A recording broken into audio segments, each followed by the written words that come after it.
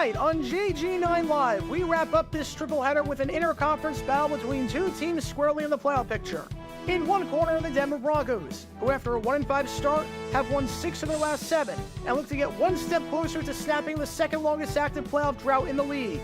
In the other corner, the Detroit Lions, who after losing 2 of their last 3, look to snap their skid and get one step closer to winning their first division title in 3 decades. It's Russell Wilson and the Broncos against Jared Goff and the Lions, and it's right here on JG9 Live.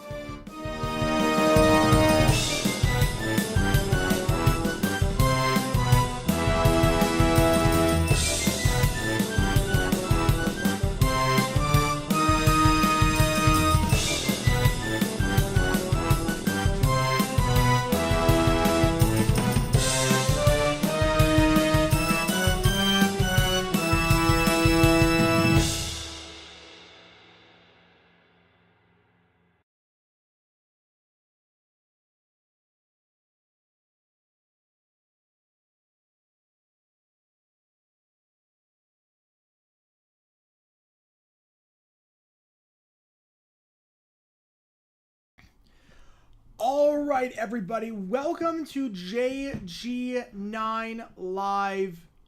Broncos Lions game number 3 of this triple header. We're almost there. We did the Bengals Vikings game earlier today. We did the Steelers Colts game, and now we got the game between these two teams over here. The Broncos and the Detroit Lions. Big game in the playoff picture for both of these teams. Let me move my, so you can see the Super Bowl helmets. There we go. So, big game today. Broncos 7-6. The AFC playoff picture just got a heck of a lot more complicated with the Colts and the Bengals winning their games. Broncos, a win here, puts them half a game back in the AFC West. Not that, it could theoretically happen. Chiefs have a pretty easy schedule going forward, but it does put them about half a game back. Loss here would be very tough to make the playoffs at that point. Meanwhile, for the Lions, they're in a very good spot. They're sitting at 9-4. They have lost 2 of their last 3, but they are comfortably in front with the NFC North title.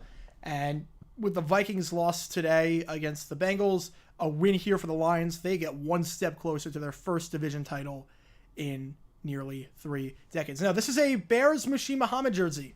This is a Bears, let's see if I can flip this bad boy around. But I was, because we hit the stretch goal. So, I got a orange Bears Machine Muhammad jersey that Mike Sarzo, we hit the stretch goal. Mike Sarzo was a leading donor, so I'm wearing a Bears jersey because stretch goal, $250. I will wear whatever jersey you want me to for the next stream whenever that comes in. I got a Joe Montana Chiefs coming in.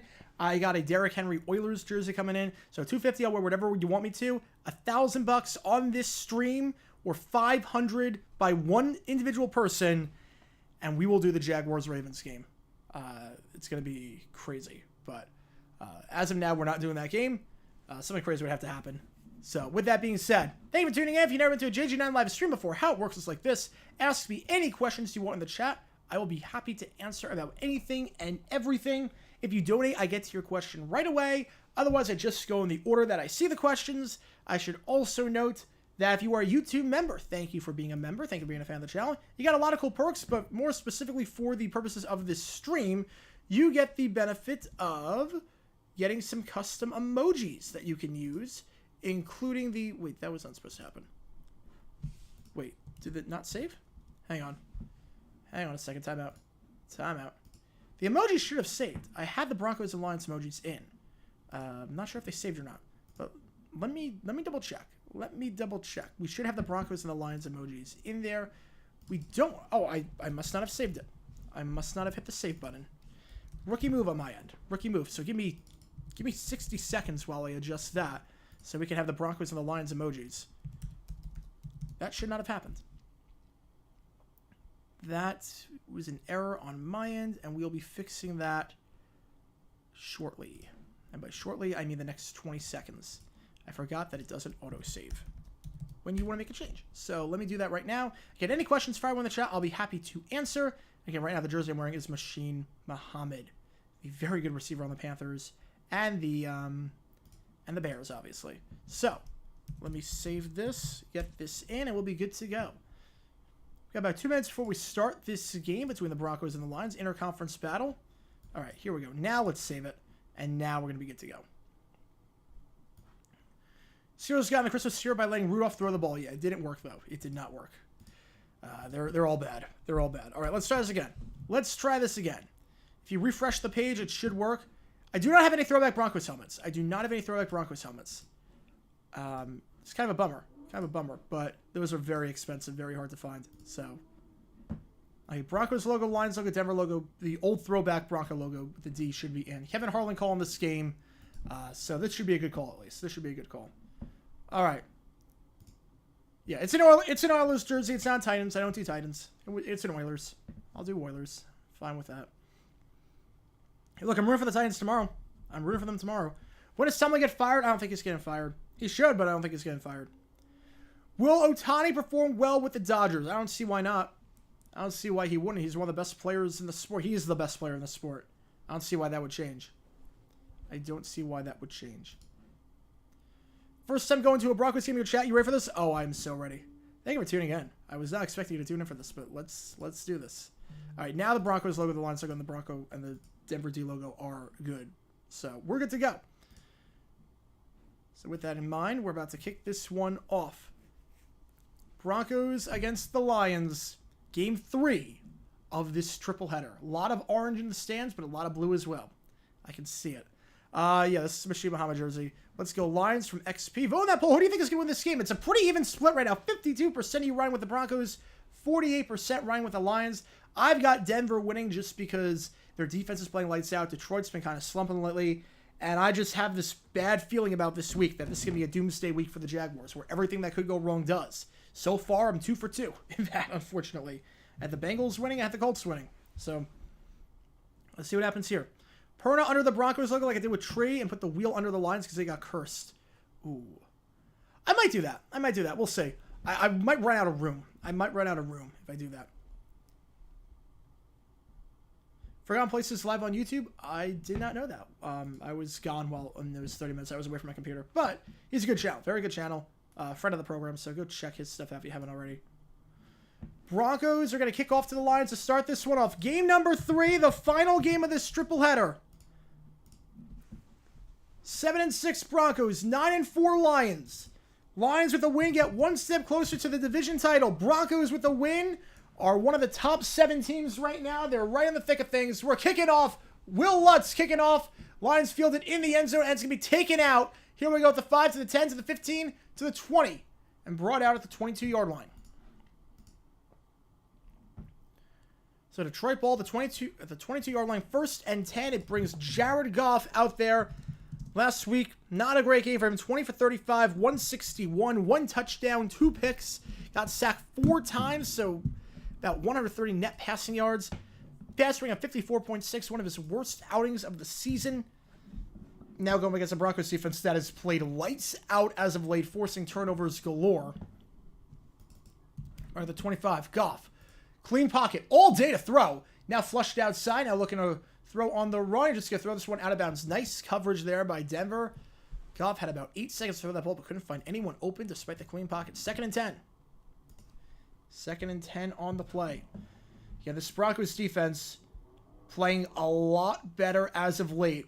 They're 22nd in the league in points allowed, which is very good when you consider that they were 32nd about a month ago. After allowing 17 to the Dolphins, this is one of the most historically bad defenses ever. But ever since, last 8 games, they haven't allowed more than 23 in any of them. Out route, caught. Out at the 36-yard line. St. Brown, I gotta say he was not out of bounds at all on that one. So they spot the St. Brown down to the 47-yard line. I thought he was on the sideline, but that might have just been the camera angle. Let's double check this. Either way, it's a first down for the Lions, but we'll see where this ball will be spotted. St. Brown on the out route, and he did not step out of bounds. That is great footwork there. Breaks the tackle on the play. The tackle attempt on that one. Obviously not a very strong one. I'll put it like that. P.J. Locke couldn't bring him down. Gain of 21 yards down to the 46-yard line. Play action. Goff has time. Clean pocket. Fires deep down the field.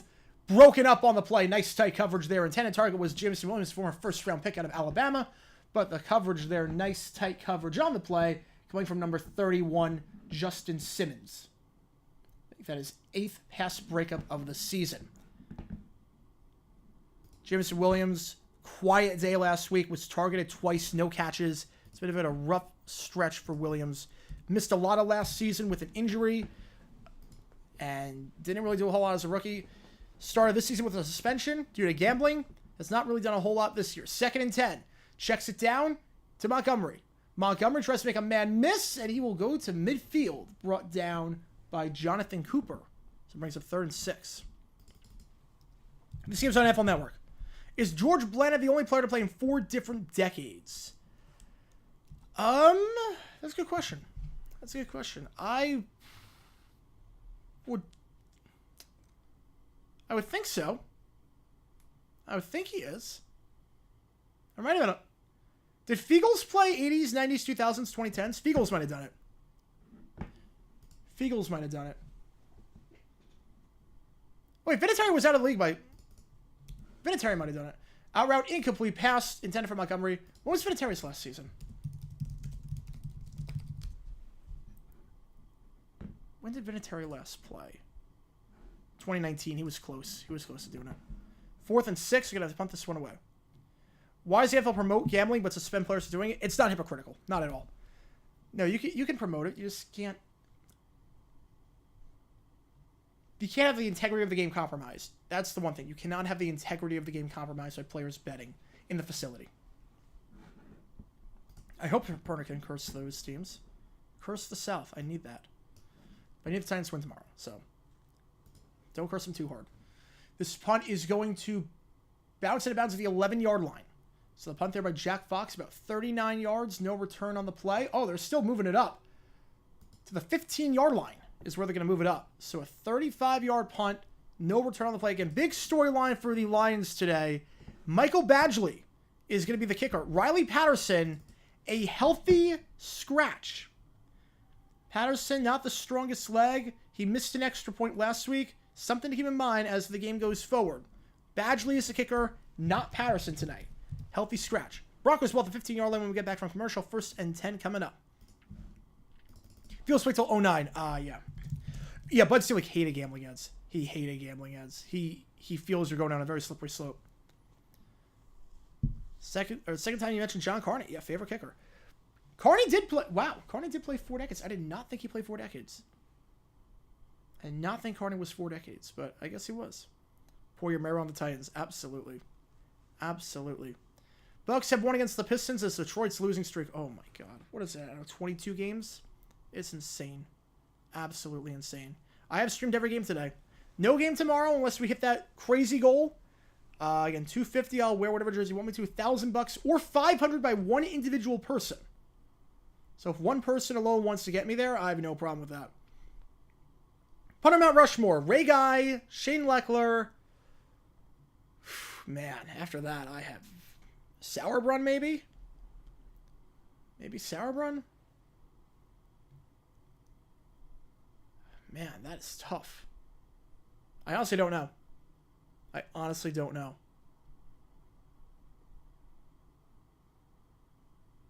It's really Guy and Leckler, and then there's like 20 other guys you could pick as like the other two from Mount Rushmore. It's very even. Very, very even.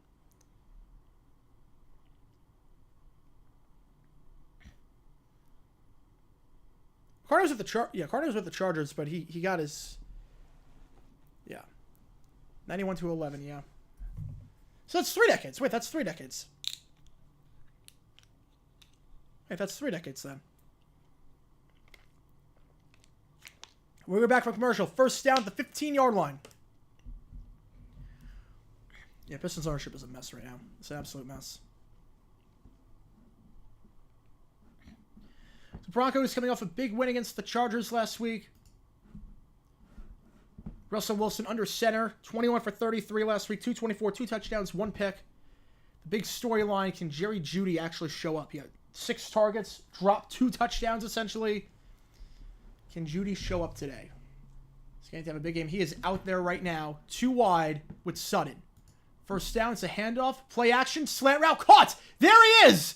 There he is! Down to the 40, 35, going down to the 32-yard line. There's Jerry Jeudy. Flag on the play, though. Flag on the play. We'll see what this flag is. Down to the 32-yard line. We needed that. If you were a Bronco fan, you needed that for Jerry Jeudy. But we'll see what this call is. If it stands, it's a 53-yard gain to the 32. No foul on the play. Pick up the flag. First down. 52-yard gain. Jerry Jeudy. Just as I was saying, he needed to step up, have a big game. There it is. 52 yards on that one. His longest gain of the season. Previous long was 46. And it's a first down. Gets the ball moving at the 32-yard line. It's a good start to this game offensively for Denver. Let's see what they can do here at the 31, actually. So make it a 53-yard gain. Wilson, our center. Man in motion. Man in motion is Marvin Mims. Mims and around to the 20. First down on the play. So 2 plays, they're already in the red zone. Alex Anzalone, the linebacker, with the stop after a gain of 11.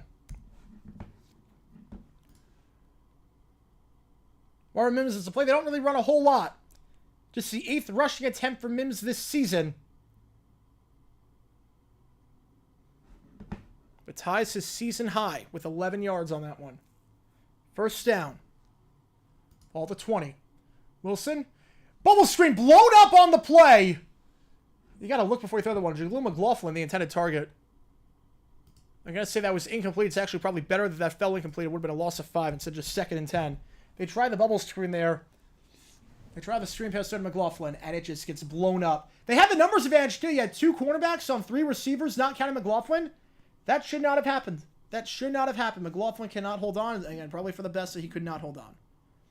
I'm a 36. I have no clue. I'm watching on cable, but I can't watch it on my computer because it's even further behind on the computer. NFL Network streams are weird like that. Prime is not. Prime is ahead. Play action. Wilson. Gonna get sacked. Loses the football. It's a fumble. Lions have it at the 40. 45. 50. 45. Looking for a man to lateral to 40 down to the 37-yard line. It's a fumble on the play. The Lions recover. The scoop there coming from Isaiah Buggs. Bugging Russell Wilson on that one. Lions ball at the 36-yard line. It's a turnover for Russell Wilson. His 8th fumble of the season. The sack there. And Buggs with the recovery. Lions ball at the 36-yard line of Denver. A lot of action so far in the first 3.5 minutes.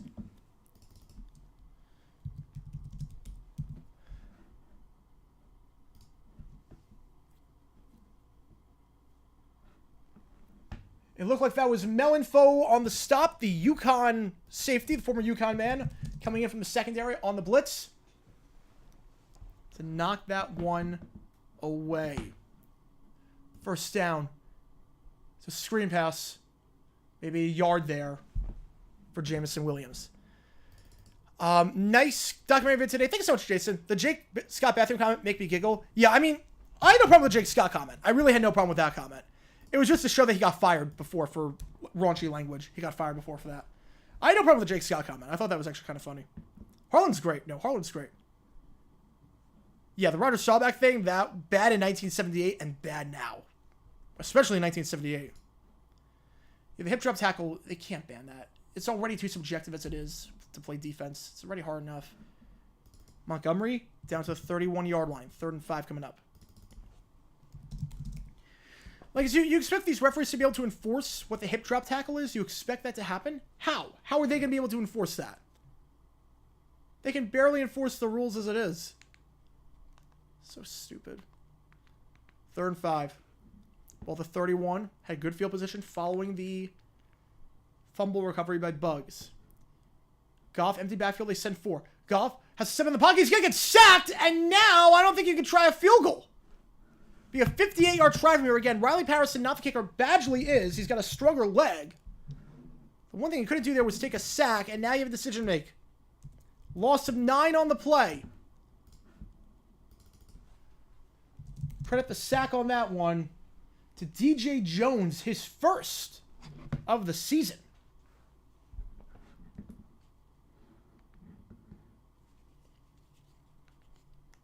They'll have to punt this one from the 39-yard line. Be a 57-yard try, they're not going to chance it with Badgley. They're not chancing it. Just going to try to pin him deep. Fox pinned him at the 15 last time. Let's see what he can do here. This punt bounces to the 2, and that is poorly played by the gunner. That's not on Fox. That's not Fox. It's going to go for a touchback. Net of just 19 yards. Kendall Vilder just watches that one. He was watching the return man, not the ball. You can't do that in that spot. And the Broncos take over the 20-yard line. So 19 yards of net. That is it. It's a good punt. It's also a good punt by Fox. Levon Huey with the 5. Thank you so much. I'm going to assume you already know this, but I was mentioning it in a USA Today article in reference to Staley. I did not know that. Wait, really? I did not know that. Wait, was I really mentioned in an article? Besides Vance Joseph, how many head coaches went back to their old team to OC or DC in history? I did a video on that. I did a video on every time that happened. It's not a lot. It's happened a few times, but usually it's like years after the fact. It's years, not like where guys were on the team when he was a head coach. I did not know that. With that. Thank you for the 5, Levon. Thank you so much. Really appreciate it. Let me check out the thing. Yeah, I did a video on that. I can link it. It's a while ago, so I don't remember the top of my head. But I think there were only 4 other guys to do it before. I think there were 4 other guys. It's not happened often. It has not happened often.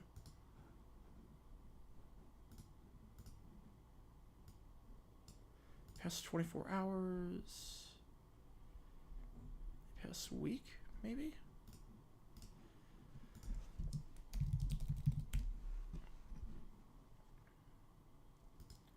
Oh, I just saw it. Yep. Oh wow, I actually got a whole article. Wow. Holy cow. It's by the Notre Dame like subset of USA Today. That's still really cool. I love when that happens. Yeah, that video's got like 40,000 views already. I am stunned by that much. USA Today article, if you type in, it was basically the time that Frank Coughlin in 1921 got fired mid-game. I went in depth on that. And USA Today did an article on that. Thank you for pointing that. I did not know that. Yep, just if you said links might not go through. But I can send links. I don't think anyone else can. But I can send links. I think that's just the way YouTube operates. Yeah, so I'll link it there if you want to read it. Especially just summarizing the video that I did. It's good. It's good. They linked the video and everything. Like we'll get some eyeballs. That's awesome. Thank you for pointing that, Levon. I did not know that. First down to 20.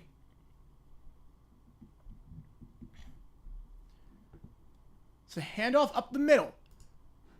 This one goes to Javonte Williams. No gain on the play. I believe that was Jack Campbell on the stop. 2nd and 10. To do a video on Bottlegate. A while ago I did, but not... It was a sort of about Bottlegate, but not really. It was about the second Bottlegate that happened a day after. But I did bring up Bottlegate a lot in that. Because I had to. So that's got like 80,000 views. I'm not sure I'll do like an in-depth video on Bottlegate. There's probably nothing I can add that hasn't been said already. But yeah, that one I'll link right now. 2nd and 10. Russ, 4 wide. 2 on the near side, 2 on the far side. They send 4. Russ, deep pass down the sideline. Tight coverage. Incomplete. Almost intercepted. A diving effort there. Unable to make the play. Kirby Joseph. Would have been his 3rd pick of the year. Instead, it falls harmlessly to the ground. 3rd and 10. Rough sequence for Russ so far. Last 2 plays, fumbled and almost throws a pick. Looking down the field for Marvin Mims, the rookie wideout. Tight coverage was not there. 3rd and 9. Broncos looking to avoid going 3 and out. Had a good start to the game. A 53-yard grab by Judy. Since then, kind of stagnant. 3rd and 9. Russ trying to climb the pocket. Buying time. Now he's going to look to avoid getting sacked. Hutchinson coming around the corner. Russ gets rid of it. Wobbling throw. Incomplete pass intended for Judy. Either way, it would have been short of the sticks. So a 3 and out for the Broncos. For that nice pass to Judy from 53 to open the game. Nothing going. The Broncos will have to punt this one away. Win this one for the Gipper. Your Lions, if they win this one, the division is pretty much theirs. And they will be hosting a playoff game and winning the division for the first time in nearly 3 decades. Which is crazy. You need to be commissioner. I'm pretty sure you get rid of lots of penalties. Tell your refs to let them play unless it's egregious. Yeah, I mean, there's a lot more than that. But yeah, the officiating is definitely a problem right now. But today, it's been decent today. So far, at least. It's been decent. Punt is going to be fielded at the 27-yard line. And nice play there. Nice tackle. Nothing doing on that one. Khalif Raymond goes nowhere. Absolutely nowhere. Riley Moss, his 4th tackle of the season. Nice play there by the gunner. It's a loss of 1 on the return. And the Lions will take over at around the 31-yard line. So about a 49-yard punt in terms of net. Great play by Riley Moss, the gunner. The rookie. Lions ball at the 31-yard line. Again, we did all 3 games today. No overtime tonight. My voice will not be able to handle overtime. So we'll just be doing that. Giants need to win, Eagles to win, Commanders to win, Panthers to win, long shot, 7th seed, yeah. Yeah, Panthers winning, that's not great. But if there's ever going to be a time for the Panthers to get one more win, it's probably this week. Best snow game ever witnessed? I mean, just for the chaos of the ending, Ravens-Vikings. The first 58 minutes were not that good, but the final 2 minutes were just chaos. The final 2 minutes of that game, I mean, what a snow game that was. What a snow game that was. Dearest wants to donate $500. We'll see what happens. I need the Lions to lose because their favorite NFL, NBA, and NHL teams are combined 25-42. His are 26-42. So if the Red Wings lose and the Blackhawks win, I'll be 1 game ahead. Yeah, that's still pretty sad either way. Your teams are that bad. That's still pretty sad. I just need the Jags to win tomorrow. It's not going to happen, but I just need it to happen. I have a date with Papa John after the game. I do have a date with pizza. Yeah, the game was amazing at the end. The first 58 minutes, not that good. But the final 2 minutes made up for it. The final 2 minutes were something else. Yep, Fresno State up 27-10. Boise State in the LA Bowl. I like those uniforms for Boise State. I really do. They're up 9-7 and driving. I also got Timberwolves Pacers on 23-20 at the end of the first quarter. Timberwolves on. Up. Then obviously NFL on the big screen. Again, after this game, if you haven't watched the documentary yet, be sure to. 50 minutes on Alex Hawkins and the bizarre, the absolutely bizarre game that he called in the 1977 NFC Championship. It's got 6,000 views already, which is crazy. You guys really seem to like this one.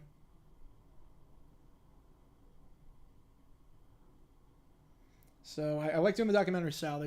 The last 2 have done pretty well, so I think we're going to stick with that. Yeah, it's got 6,500 views already. Holy cow. It's doing phenomenally. Holy cow. It keeps rising. Gain subs from that. Watch time is pretty good. So yeah, I like what I'm seeing there. I really like what I'm seeing there. So we will keep doing that. All right. So next week we'll see what documentary we do. First down, the handoff. Gibbs, his first carry of the day, down to the 35-yard line. 2nd and 2, gain of 8.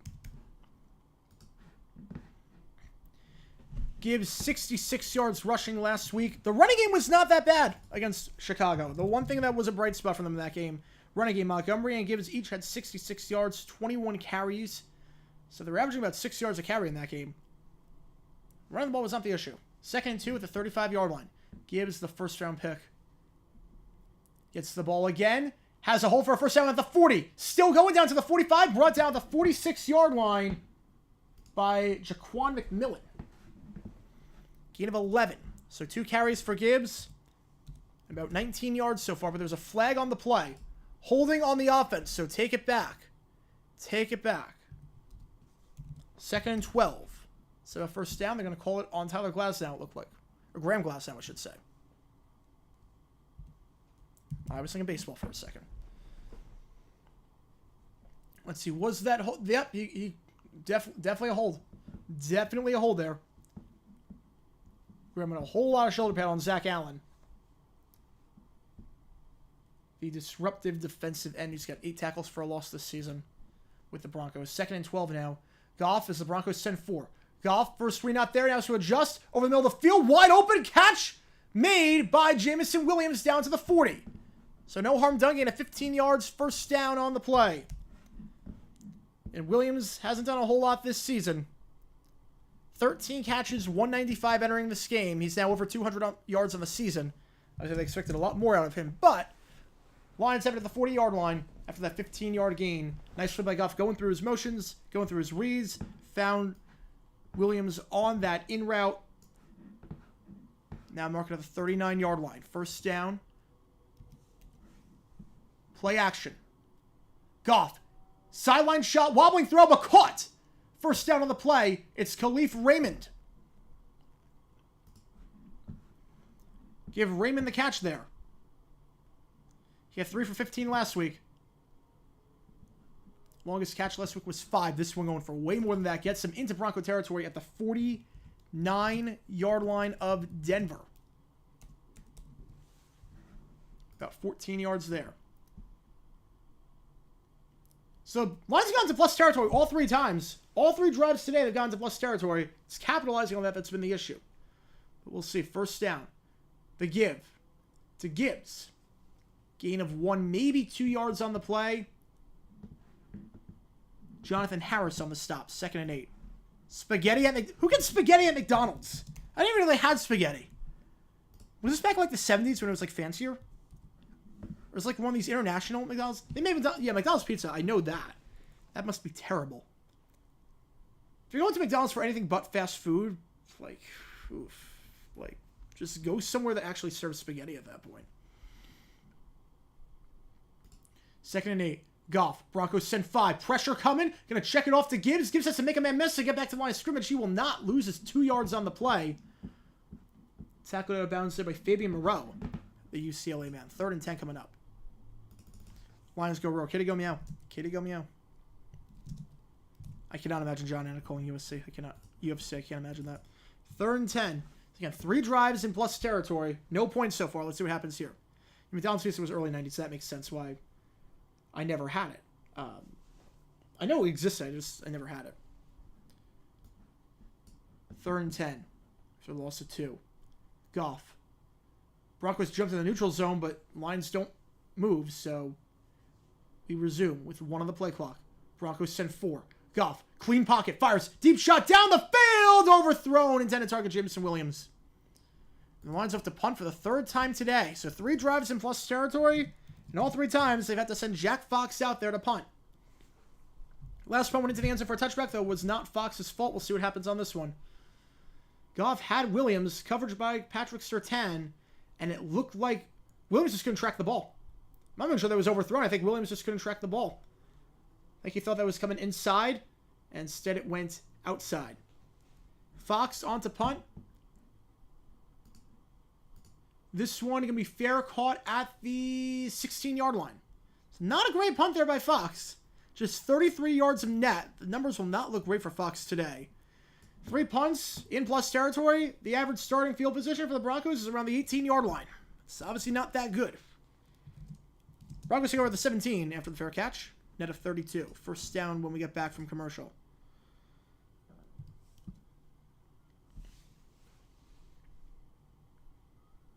I've never had Wendy's breakfast. Wendy's breakfast, I could not. I can't imagine having fast food for breakfast. I just can't. You set your line for the rest of the season. Took 45 minutes. Nice. Yeah, that's the nice thing about fantasy basketball. That's a nice thing. So you just set the lineup and you're pretty good that way. You're pretty good. Again, be sure to like and subscribe if you've not already. We've got a lot of cool stuff on this channel. And we have a video documentary that came out today. It's got about 7,000 views right now, which is insane. I can't thank you guys enough for that.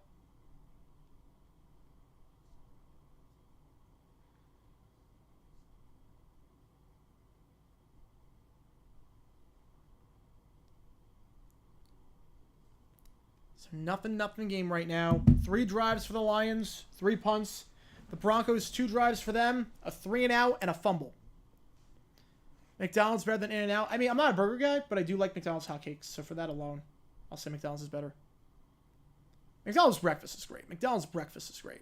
Now, I say I can't imagine having fast food. I mean, like burgers and whatnot. But like actual breakfast stuff, that's different. Like bacon, sausage, like pancakes, like that's different. Turning into the new worst game. Thoughts on all pizza joints. All right. Papa John's is good. Papa John's is legitimately good. Pizza Hut, the personal pans you get at stadiums and like inside Targets and whatnot are really good.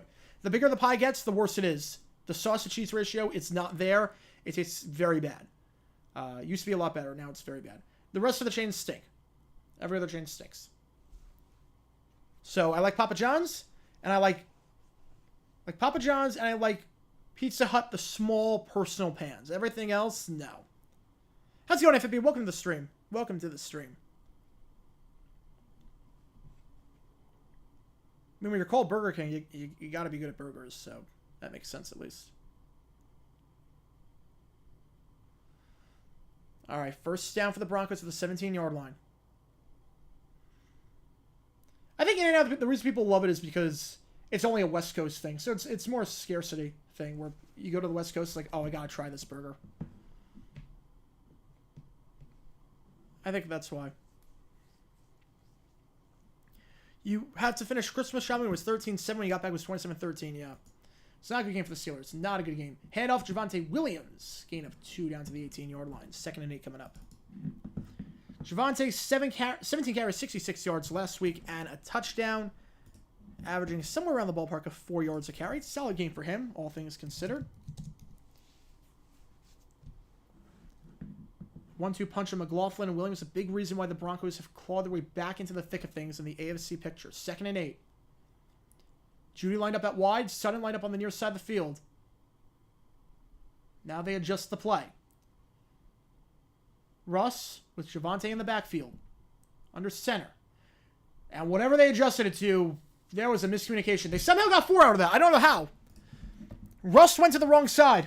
Russ was expecting Williams to go to one side and he was at the other. Somehow they got the handoff off cleanly and it got 4 yards. I don't know how.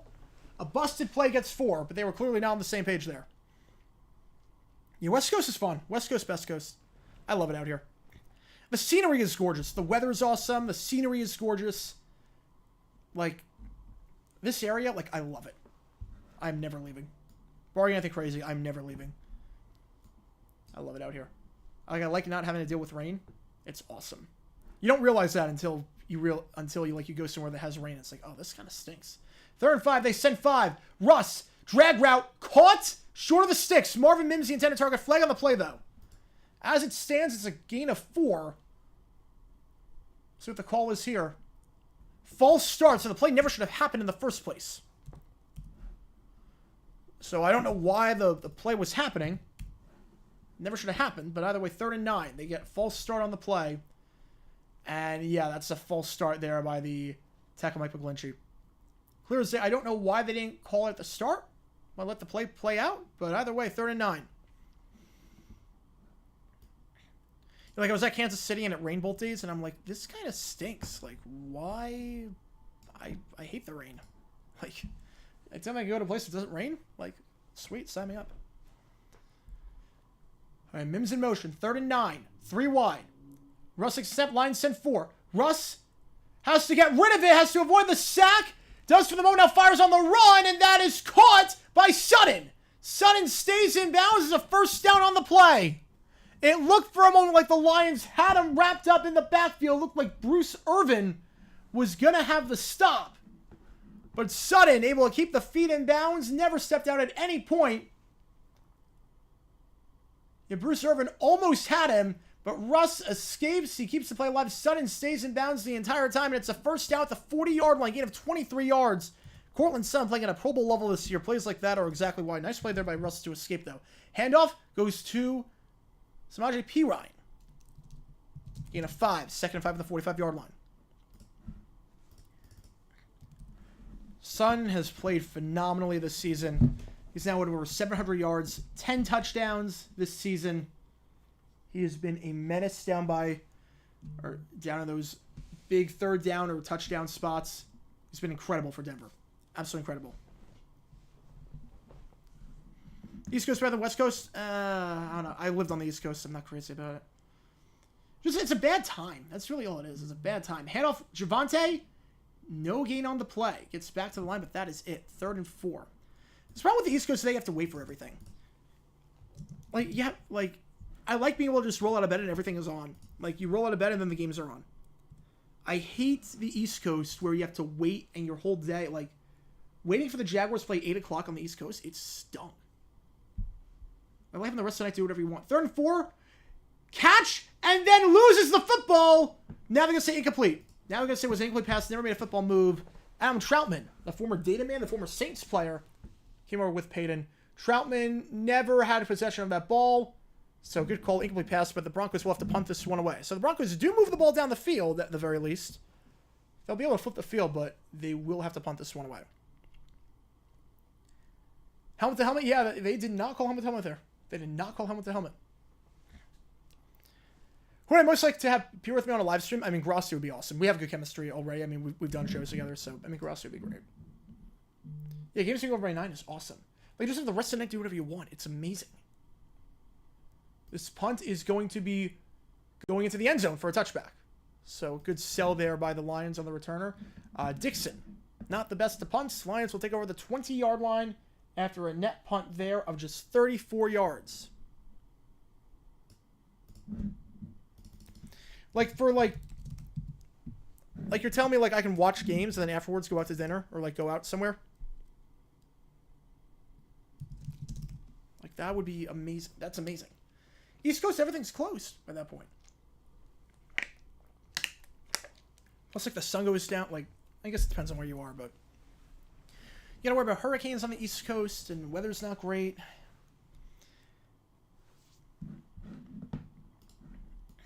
Yeah, no helmet to helmet on that one. Biggest Cinderella team in history? Probably the Jaguars in '96, going from 4-7 as an expansion team to the AFC Championship. Probably them. I've been to Seattle. I've never been to Oregon, but I've been to Seattle before, back in like 2008. Nice city, but just super rainy. I can't imagine living there. I can't imagine living in Seattle. It just rains all the time. It's so cloudy. Yeah, Mountain West, I mean, that's a cool region. It's a very cool region. Arizona is tricky. Arizona's tricky. Because no earthquakes. I mean, Arizona doesn't get earthquakes. Arizona, we're technically mountain, technically Pacific. It's weird. So Arizona is 4 months of the year. Right now, it is mountain time. So we're 2 hours. So it's 6:51 right now. But for 8 months of the year, we are Pacific time. So we're 3 hours. It is weird. Yeah, sports on the East Coast is a nightmare. You stay up until midnight to watch Monday Night Football? Yeah, it's crazy. Mountain time zone's great. Pacific time zone's also very good. Those are the best. Those are the best in my mind. Yeah, I remember there was an earthquake in New York, but it was like once. It was like a 5 earthquake. I don't know what magnitude it was, but it's back in 2011, summer 2011. Yeah, Denny's is fine. Denny's, the service isn't great at Denny's, but the food's good. But it's Denny's. You know what you're expecting. Why Monday Night Football starts so late back in the day? So the reason why is because primetime programming was actually big. Like sitcoms and like shows actually got very high ratings back then. So the idea was we don't want to lose Monday Night Football and like not lose Monday Night Football, but we don't want to lose ratings potentially by showing the game at 8 instead of 9. We could show an actual show at 8 or 8:30 and then show the game at 9. So that's why. Plus, you figure 9 o'clock, there was this belief that, like, okay, you're on the West Coast. It's a good time because 8 o'clock, people are still getting back from work. Montgomery on the run down to the 26-yard line. Gain of 6 yards there. 2nd and 4 coming up. Earthquake in Baltimore, launch here for Oliver. Yeah. So Mountain Time Zone. So Arizona, we don't do daylight savings. So it's the same clock the whole year round, which can be very good, but also very confusing. No, sun going down early stinks. It stinks. Yeah, for a number of years, Seattle's affiliate wouldn't air until 7 o'clock local time. I did a video on that. They did it on tape delay. And went to a whole controversy. Montgomery gets 5 yards there, first down. Because there was this whole controversy that one time, like, the power went out for a game. So people had to flip over to the radio to listen, but the radio was in real time, but the TV was an hour back. So you would flip to the game, and you were like, oh, wait, this is like a quarter and a half ahead of where I was. What the heck? You know, I hate it. I hate the sun going down early. I hate it. But yeah, so it kind of stinks. So it's good, but it kind of stinks also. So here's the thing. I'll explain a commercial break. I've explained before, but I'll explain again a commercial. First down, play action. Goff over the middle. He's open. First down. Down to the 48-yard line. It is Sam Laporta, the rookie sensation at tight end. Sam Laporta, the best rookie tight end in football right now. over 700 receiving yards on the season. It's a gain of about 16 yards, and we go to the end of the first quarter with the score 0-0. They're going to call a play? No, they're not calling a play. I was going to say, they're not calling a play. So the thing with this is that, obviously, football and sporting events stay at the same time. Arizona stays at the same time as well. But we shift. So what that means is that, let's say there is a restaurant that closes at, let's say a restaurant closes at 9 o'clock. Let's say a place closes at 9 o'clock. You could go, like, let's say there's like a place that closes at 9 o'clock. For half the football season, you watch the game from 5 to 8, and then you go to the place afterwards. But for the other half, you watch the game from 6 to 9, and then you can't go to the place afterwards because it's closed. So it means it's a whole mess, almost. My dream Monday night broadcast booth, if I could pick 3 current or former Monday night footballers. Ooh, that's a good question. If I could pick 3. Man. I would go Al Michaels, and I would go, I think Madden and Gruden could play off each other very well. I think John Gruden and John Madden would play off each other phenomenally. Like, the conversations, the jokes they would have, I think they would play off each other incredibly well. So that'd be my 3. Al Michaels, in his prime, obviously. Not now, but in his prime. John Madden and John Gruden. I think they would be a phenomenal pairing. Buck Aikman Meredith would also be very good. Buck Aikman Meredith would be very good. Basement got flooded. Ooh, that stinks. People ask me as a Dolphins fan, Wisconsin, why everyone went down to Florida. You say no for 2 reasons. Hurricane and the traffic. Yep. And the problem with Florida is there's only one way out. That's the problem with Florida. Like, it'd be one thing if you got hurricanes and you had to evacuate every now and then, but you were in a state that has multiple exits. So, like, if you're in Georgia, you can go south, you can go west, you can go north. Florida, there's one way out, and that's up. That's north. That's the only way you can go. So traffic is brutal. If there's a hurricane and you have to evacuate, you are screwed. Like, at least, like, certain places, if they get hurricanes, you have other ways to get out and escape the state. But there is one way out, which is bad. And to deal with that every year, like, I've dealt with hurricanes before. It stinks. We dealt with Irene, but mainly Sandy in 2012. It stinks. I can't imagine doing that every single year. A loud Mighty Football booth with Cosell, Deerdorf, and Madden. Oh, man, that would be insane. That would be insane. That would be insane. Handoff Montgomery. Nothing doing on that one as we start the second quarter. Second 10th, 48-yard line. Yeah, flood visits are awful. We had that a long time ago. Yeah, no one would shut up. It would be insane. You know what it is? Tessitore, Cosell, Madden. That's what you do. Tessitore, Cosell, Madden. No one shuts up. I think that'd be even worse than Deerdorf. Patriots play at 2 p.m. tomorrow in the time zone in Atlantic time zone. Yeah, Atlantic's a weird time zone. Slant route caught. Gain of about 4 yards there. Donovan Peoples-Jones on the grab, his first of the day. Unless we get one catch for 17 yards. This one picks up 4 into plus territory again. 4 drives in plus territory. Can they do anything with it? Like, Atlantic time zone kind of stinks, too, because you get 1 less hour on cruises.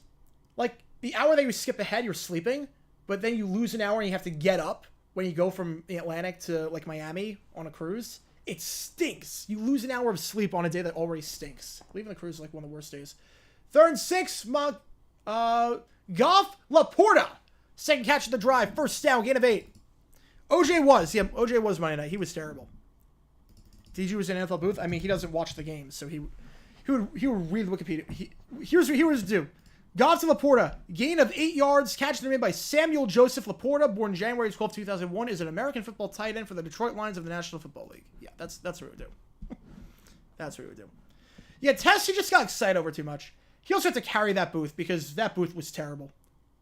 Play action. Goff. Over the middle. Caught.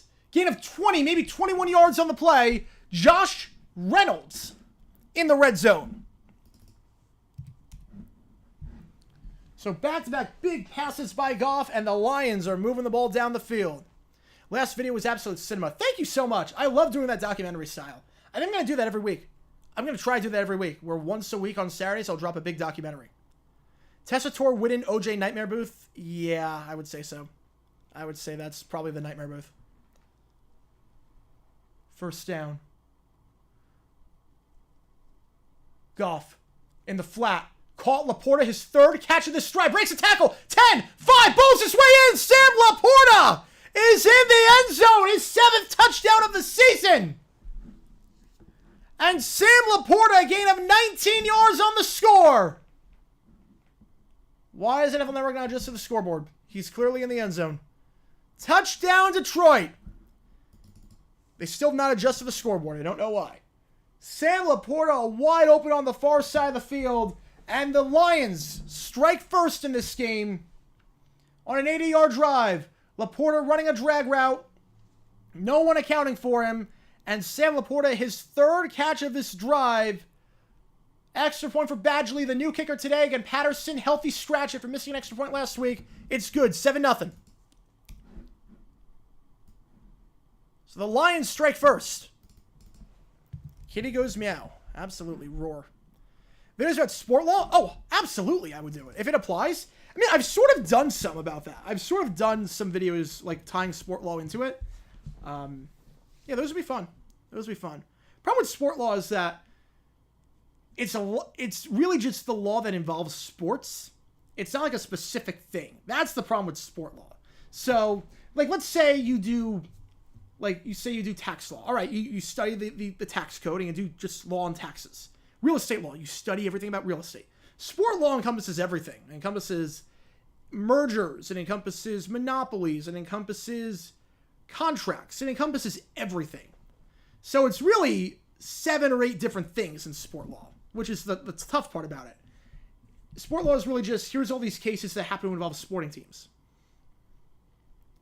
Like contingency and yeah, it's a lot. It's a lot. So when it applies, yeah, I definitely use my knowledge in there. I'll do some videos from time to time. I don't do like videos about like explaining cases and whatnot, but I'll talk about sport law in videos for sure.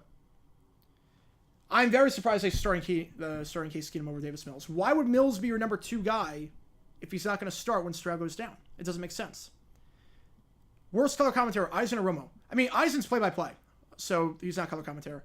Why does Fox still employ Chris Myers? Because they don't make changes. They didn't change anyone in the booth this year. Their depth chart needs a massive overhaul. Their booth needs a massive overhaul. They're complacent. Chris Myers is complacent. Look, the thing with Fox, they kept Dick Stockton on when he couldn't see. I mean, there was a play in a Bucs game with Jameis Winston where there was a fumble. There was no fumble, and Stockton said it was a fumble. And I'm not talking about like he was down or anything like that. Like, the ball never came out. He was still running with the ball. What was the play? Oh, man. What was the play? It was 2015, I think. Where was it? It was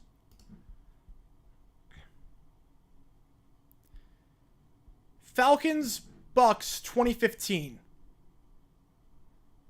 And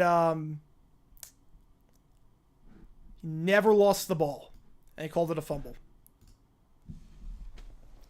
Yeah, sports law, there's a lot about Switzerland. With the IOC, Olympics, yeah, a lot of like court of arbitration sports and whatnot. Yeah, there's a lot of stuff with that. Plus, the other thing with sport law that makes it a bit tricky is that sports are viewed as in many ways, they're viewed as a hobby. They're viewed as like a recreational thing. They're viewed as a like fun thing, like a lesser thing of importance in the real world. So there are not a lot of cases that go to the Supreme Court. There are not a lot of cases in sport law that go to the Supreme Court. Very rarely does it happen. Like NCAA did, but like that's very rare. That was bigger than sports. It's first step for the Broncos at the 25-yard line. So that's the Fox Menifee. Yeah, he's a solid studio host. Just don't have him calling games. which he does for like XFL, which is terrible. Just don't have him calling games that you're okay. Russ, play action, hit on the throw, and that falls incomplete. Lions pouncing it, but that's incomplete. Huge hit there. Russ taking a shot as he's getting rid of that ball. He gets up. Yeah, Menifee is very bad at play-by-play. Very bad. Studio host, he's good, but it's the same thing with James Brown. Same thing with James Brown. He is the consummate professional. He's the greatest studio host that's ever lived. In terms of the NFL, he's the best studio host of all time. Builder on the hit. But you listen to him doing play-by-play in the late 80s, early 90s. Oh, it's brutal. It's brutal. Bengals win over the Vikings. Yeah, I'd say pretty similar. Yeah, Brian Gumbel. Oh, that'll be a video at some point. The Brian Gumbel experiment. That was a train wreck. Second down, handoff. Bounce it outside. Williams, nothing doing. Lost a 4 on the play. Down to the 21-yard line. Lions are all over it. Credit the tackle there to Brian Branch, the rookie defensive back out of Alabama. The Lions had a monster draft this year. They hit on just about every pick they had. Gibbs has been playing well. Brian Branch has been a revelation. Sam Laporta, obviously. Jack Campbell playing pretty well. They have hit on a lot of picks this year. And it's a big reason why they're in the spot they are. 3rd and 13. Yeah, James Brown did play-by-play in the late 80s. It's bad. It's really bad. He was not cut out to do play-by-play. Same thing like Booger. He's a good studio host, but he's not good as an analyst in the booth. And there's going to be a sack on the play. Down Russ goes. Josh Pascal. His first sack of the season. And the Broncos will go 3 and out. 3rd career sack for Pascal. Brings up 4th and a mile. Down to the 13-yard line.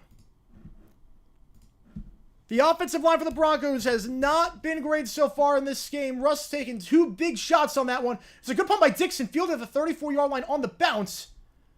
And down to the 38-yard line. The Gunners are playing well for the Broncos. The Gunners are playing very well for the Broncos right now. Khalif Raymond to the 38-yard line. Doing some quick little math here. It's a 49-yard punt in terms of net. Lions take over the 37. Brian Campbell was one of the first.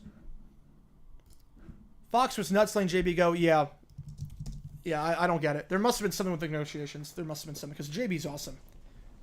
The wheel turned on Perna. I don't think it works with your own team. I don't think the wheel works with your own team. I think it only works if it's a team that a game that doesn't involve your team. You can't curse. You can't manipulate the curse to make it work for your team. That's not how it works. That's not how it works. Greg was fine, but at the very end, he was low energy. They got rid of him at the right time. The best, most underrated move that CBS made, they had a bad pairing in Gumbel. So what they had before this season was they had Spiro and Jay Feely. And they had Adam Archuleta and Greg Gumbel. You had 2 really bad pairings. And what they did was Gumbel is now just doing studio work for March Madness, which is fine. He's still very good at that. I don't know what's his first at 100. But they put back Spiro and Adam, who is very, very good chemistry with each other. And they now have a good booth. Yeah, Gumbel's always in Barrett's studio. I can't remember who the Angel and Fox guys were. I do not remember. Yeah, the Booger Mobile made no sense. It's like, let's block people's views. That might be a documentary at some point. The Booger Mobile. Just a regular video of the Booger Mobile. Yeah, but those documentary style videos seem to be a hit. So I'm happy about that. I'm really happy about that. You guys seem to like him. Yeah, Gumbel doing like in the studio with March Madness, he's very good at that. Very good. You know, Gumbel used to be very good. He used to be very good. It happens with a lot of people when they get up there in age. Like, Gumbel's in his mid-70s. Like, Gumbel is up there in age. He looks very good for his age. But he is getting up there. He's 77. Like, it's just natural at that point. Once you're in your mid-70s, you definitely start to decline. Did I agree with the Nance Gumbel switch? Yes, I did. I think they made the right call. They made the right call there. Absolutely made the right call. Now, I didn't live through it, but so I don't know if that would have, my opinion would have changed if I was living through it. But just knowing what I know about Nance and Gumbel, I think they made the right call. Dennis Miller, that'll be a documentary style at some point. First down to 37. Floats it up there. Back shoulder. What a grab. Good defense by Surtain, but just better offense. Josh Reynolds on the grab. The Lions in plus territory for the 5th time today. They're moving the ball well on this Broncos defense. Josh Reynolds blown by the press coverage of Surtain down to the 42-yard line. Yeah, Dennis Miller will be a documentary. TNT's going to be a documentary. Sunday Ticket will be a documentary. We got a lot of stuff coming up. Now they know the documentary format works. We'll save that for... We'll figure that out. First down to 42. There's a lot to dissect with all that, so... The, 2-hour-long ones, we might just save for the offseason. Gibbs, huge hole, first down to the 30. 25, push out bounce to Josie Jewell at the 22-yard line. Gain a 20 on the play. First down, Jahmyr Gibbs. 2nd in the league this year in yards per carry. Huge hole there. That's a phenomenal job at blocking in the 2nd level by Frank Ragnow. Open up that hole for Gibbs to take a 4-yard gain into a 20-yard gain. Jewell pushes him out of bounds with the Lions striking just outside the red zone. As Gibbs takes a breather, so I figure Montgomery is out there right now. He's the back at the 20-yard line, so they're going to say 22-yard gain. Play action. Screen pass. Blown up. Montgomery loses 7 yards on the play. Blowing that one up is DJ Jones. You have to figure that one's on Goff. You saw the nose tackle coming at you. You just chuck that into the dirt. He's not going to break a tackle there. You don't leave your running back out to dry like that. Just throw that into the ground. No, Sims was good. Sims used to be good. At the end, he was bad. But Sims used to be very good. 90s, 2000s, he was very good. Once he got to 2012, it was you're starting to lose me, man. Out route caught, break a tackle, first down on the play. What a play by Jamison Williams. Gain about 20 yards. Jamison Williams looked for sure like it was going to be 3rd and short. Instead, Williams breaks a tackle. It's the 2nd time today that's happened down the sideline. Just juking the man out of his shoes, juking out Fabian Moreau. Tiptoeing that sideline, stays in bounds the whole time, and pushed out after a gain of about 20 yards. 1st and goal. Spence with the 5-er. Thank you so much. Or actually, mark at the 9. Thank you so much for the 5-er. I'll get to it after this play. Handoff. Play action. Goff. Slant round. Broken up. Nice coverage there. Very nice bat down there by the safety, PJ Locke. Thoughts on Deep Landino saying officials have an approach to influence games? I mean, it was a big nothing burger. It was a big nothing burger. Of course, they're going to be approached. It's really, do they accept it or not? I mean, referees get approached all the time. It was happening, even back in the day. Referees get approached all the time to influence games. It's whether they take it or not, but that's always been a thing. Even back in, the Mafia days, it's always been a thing. But thank you for the 5-er. Thank you so much. Goff, slant route, touchdown! It's Gibbs! Jahmyr Gibbs on the touchdown right there. The Lions up by 2 scores. His first career receiving touchdown, 7th touchdown of the season. Lions lead it 13-0. Oh, mid-90s were super dark. I mean, they didn't have the NFL. They thought they were going to be okay with not showing the NFL. They were arrogant. They were cocky. They were like, we don't need the NFL. And then they realized very quickly, oh, crap, we actually need the NFL. Marv Albert was fine. No, Marv Albert used to be... It was something with Marv Albert. He used to be very good. And then, he was calling games back in the 70s. I did a Broncos-Seahawks game, and his voice. 1979, his voice was there. Extra point is good by Badgley. He's 2 for 2 on the day. Replacing Riley Patterson. 14-0. He was good. But obviously, at the very end, calling NBA, it was just a meme with how bad he was. It was so bad. Yeah, Emberg was good. Nance is going to be around for a while. Yeah, I think he's got 10 more years in the NFL, but he'll do golf as long as he lives. Because golf's not a hard sport for a guy like Nance to do. It's not really fast-paced. A lot of old guys are good at calling golf after they retire with other sports. Because it's not that fast-paced. You don't really have to think on your feet with golf. Marv was way better on basketball. He was. And then the very end, it was laughable bad. It was laughably bad. He got everything wrong. He was saying stuff like it was a 2-pointer when it was a 3. It was a 3 when it was a 2, but it was like very obvious that it was not like. You know, midnights were super dark for CBS. Because think CBS. Fox now became a competitor. You didn't really have any big shows on CBS back then because NBC they dominated the ratings. So ABC had the TGIF block, and they had Monday Night Football, which was still big in the ratings, even if it was on the decline. CBS had nothing. Fox was growing. That was a big 4. And NBC had the most dominant TV block of all time. Ben Johnson will be the number 1 candidate, for sure. He will be the number 1 coaching candidate this offseason. Unless Belichick is gone, he is the number 1 candidate. There's no doubt in my mind. He will get a job somewhere else. Yeah, Johnson's going to be in high demand. Thoughts on Staley finally being fired? It's about time. They should have been fired. He should have fired. He should have been fired. I can't speak. He should have been fired after the playoff game last year. 27-0? Yeah, he should have been gone. There. He should have been fired at halftime. Like Frank Coughlin. Should have been fired like Frank Coughlin at halftime. So the Broncos down 14-0. Now they do get the ball for the second half, so obviously still plenty of time left.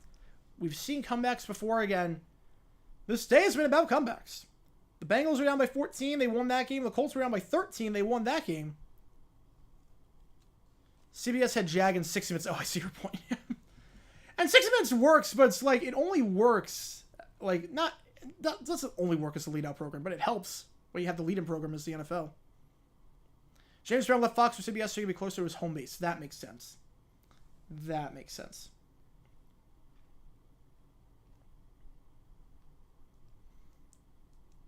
Number 4, Game 5 against TNT gifted Albert with a full-scale replica of the Larry Brown trophy. That was cool. Spanos has to stop being cheap. I would assume now he will be. I would assume now. They're in LA. They got the stadium. I would assume that now he'll stop being cheap. This is really the first time he can spend because since they've been in LA, because before they were playing at StubHub Center, then when they hired Staley was the COVID year. So you lost revenue there. He got filled at the 1. Now they can go all out. Take it out to the 21-yard line. Not a great return there by Marvin Mims. Probably should have stayed in the end zone. 20-yard return. Broncos take over the 21-yard line. Harbaugh number 2. Harbaugh's not leaving. Harbaugh's not leaving Michigan. He just got a contract extension. He's not leaving. No lead safe until it's 34 or more. Harlan? I would assume he's got another 10. What is he in his mid-60s? Usually once he hits 75 is when it goes downhill.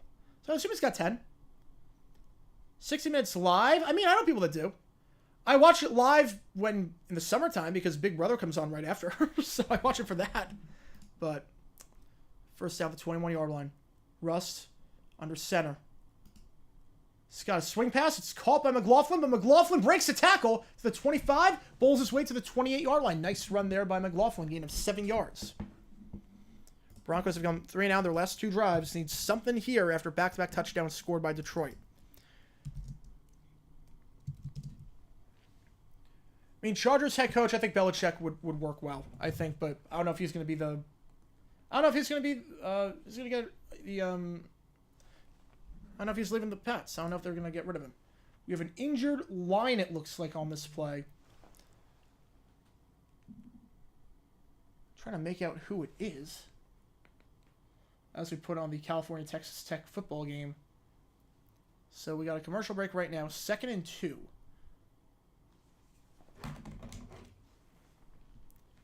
Can Russ do anything this drive? We'll see. We will see. They've had one good play, really. One good play, and that was the Judy slant route. Other than that, nothing really.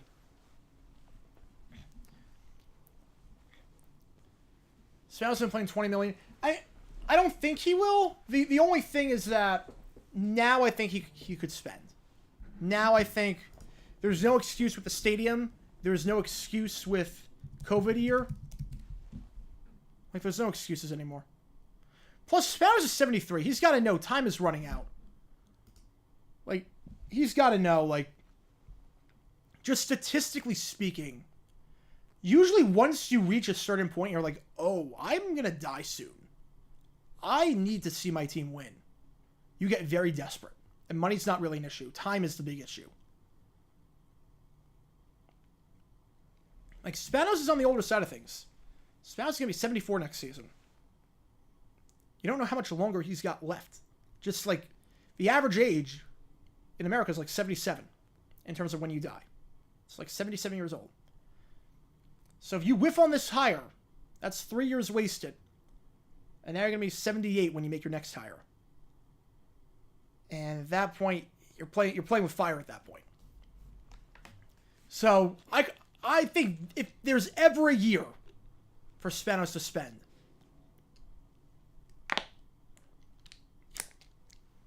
but I was with dying in hell into Jeff Fisher for dear life. Yeah, but Adams struck me as an idiot. But Adams was an idiot. I don't think Spanos is an idiot. I just think he's cheap. I think he's cheap. I don't think he's an idiot. Jason Fisher gifting a membership. Thank you so much, Jason, for your generosity. Storm7 getting gifted this membership again. As a reminder, as a member, you get a lot of cool perks, including your name at the end of each video, members-only Q&A stream, and you get to use emojis during the stream. So thank you so much for being a fan, Storm7. And Jason Fisher, thank you for your generosity, man. Really means a lot to me. Really means a lot to me. All right, again, as a reminder, $250. I'll wear whatever jersey you want me to for the next stream. $1,000 or $500 by one individual person, and we do the Jaguars-Ravens game. 2nd and 2.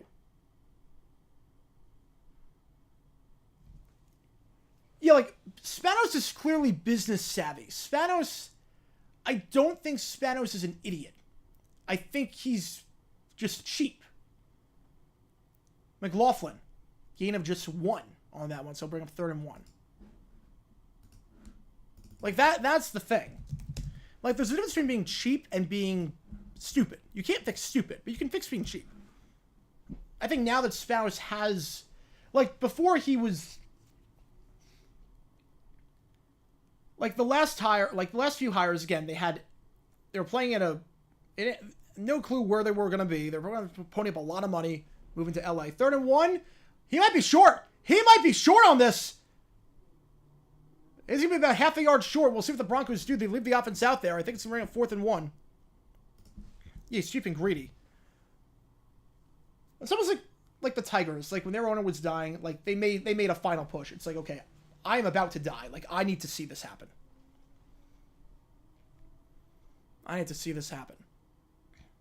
Yeah, Russ tries to QB sneak. He needs to get to the 31. He did not come even close. That'll be the 30.5 yard line. Will they leave the offense out there? Looks like they are going to. 4th and a foot. Russ, this time lunges forward for the first down. He's got it. Russ taking no chances there to the 33-yard line. 32-yard line. Yeah, they're running the Oilers throwback against the Texans. I hate that. We have an injured player, and that is Mike McGlinchey, the tackle, who was getting up in some pain. And now it goes back to the ground. That is not good. So timeout on the field. 4th and 10 for the Broncos, but they will be without McGlinchey for the foreseeable future, at least. So he walks off gingerly to the sideline.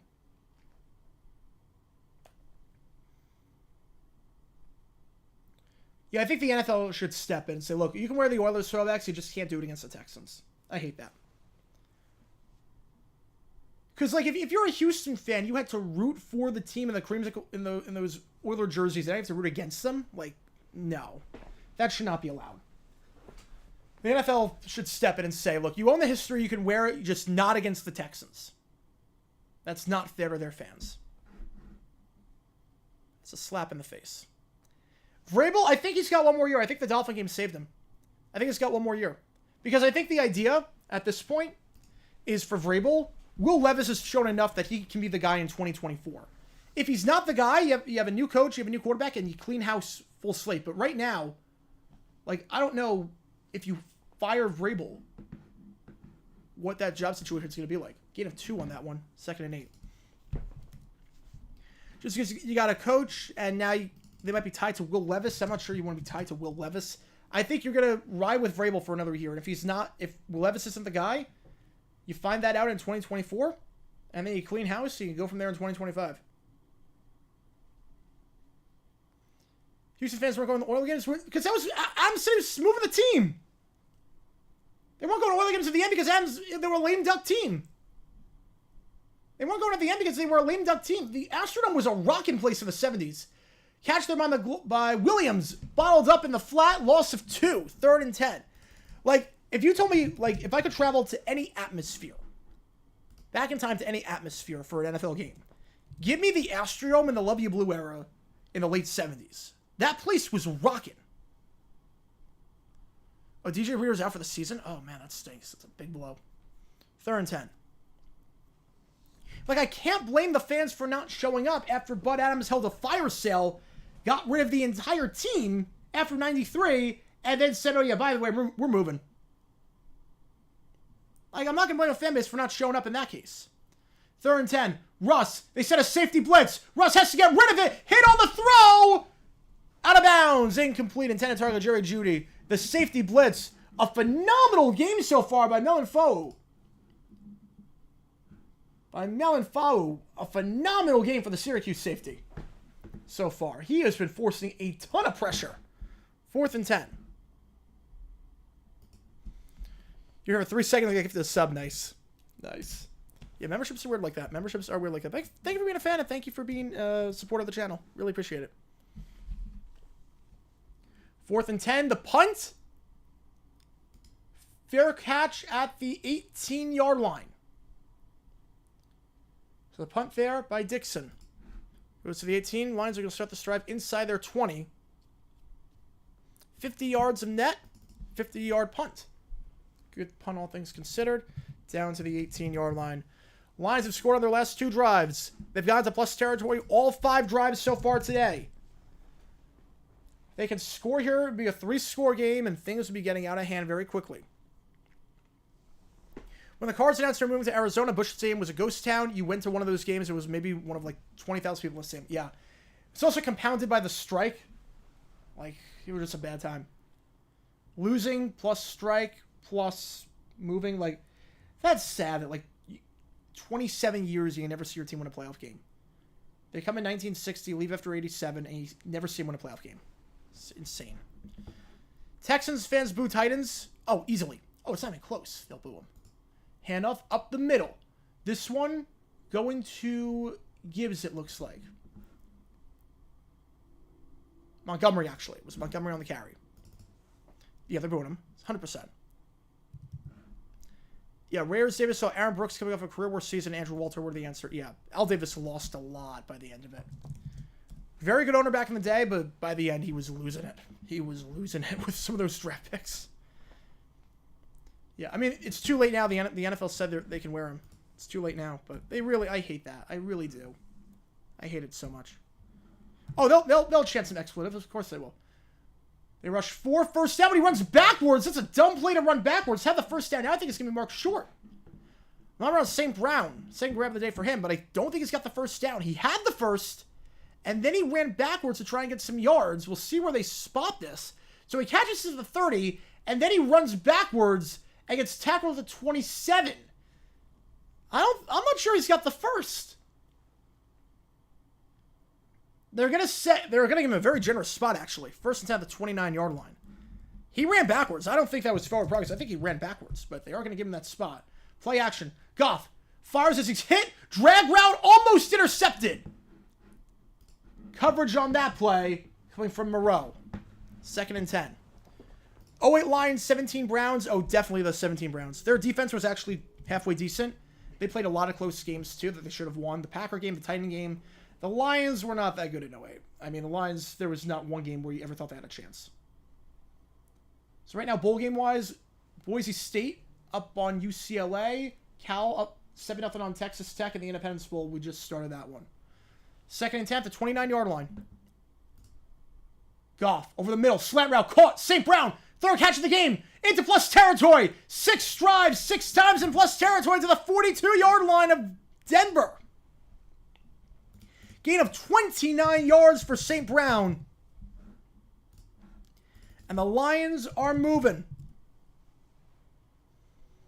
2:40 left in the first half. Laporta in motion. Now they move St. Brown. Handoff.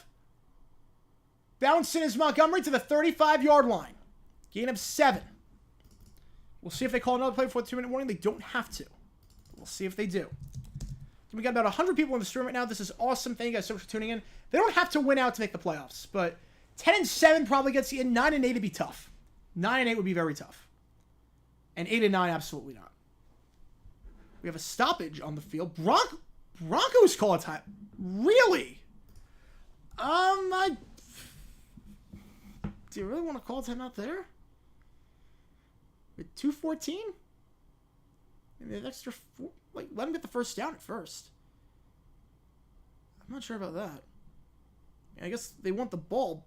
Like, I get the idea behind calling timeout, but okay, they're gonna put 3 on the clock. Okay, now I can live with it. 2:17, I can live with that. 2:17 is fine. I get the idea. 2:17, I can live with that now. They put some time back on the clock.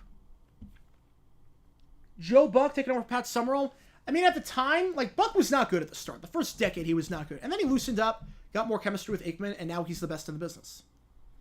But at the time, it was not a great move. It was not a great move at the time. 17 Browns or 09 Rams. 17 Browns. Honestly, 17. 10-7 probably gets you in. 2nd and 2. Handoff. Stuffed. Will the Broncos run their second timeout? They will not. But then why'd they call the timeout earlier? I'm not sure I get the strategy here.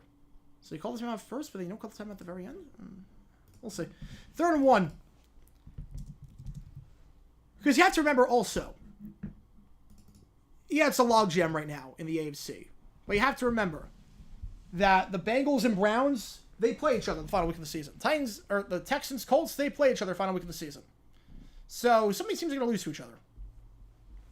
So 10 wins will be enough. 9 will not be. 9-8 will be enough. NFC 9 will get you in. 8 might get you in. Who knows? 8 might actually get you in.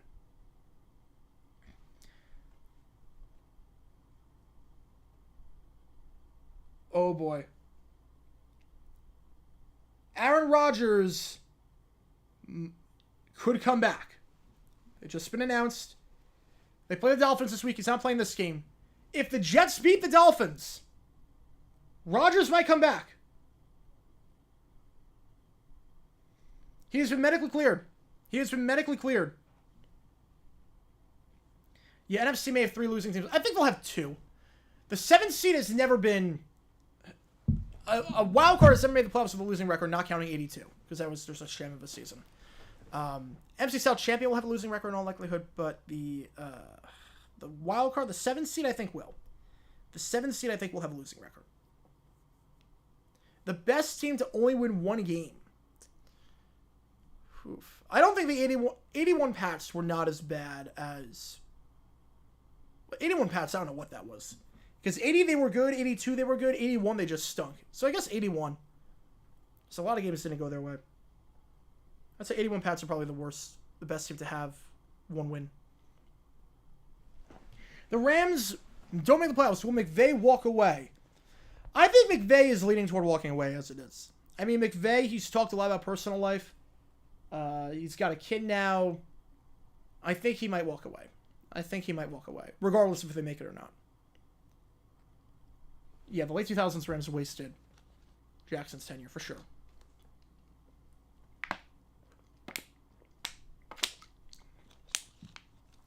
Dolphins win by 30+, so he won't come back. We can only hope. We can only hope.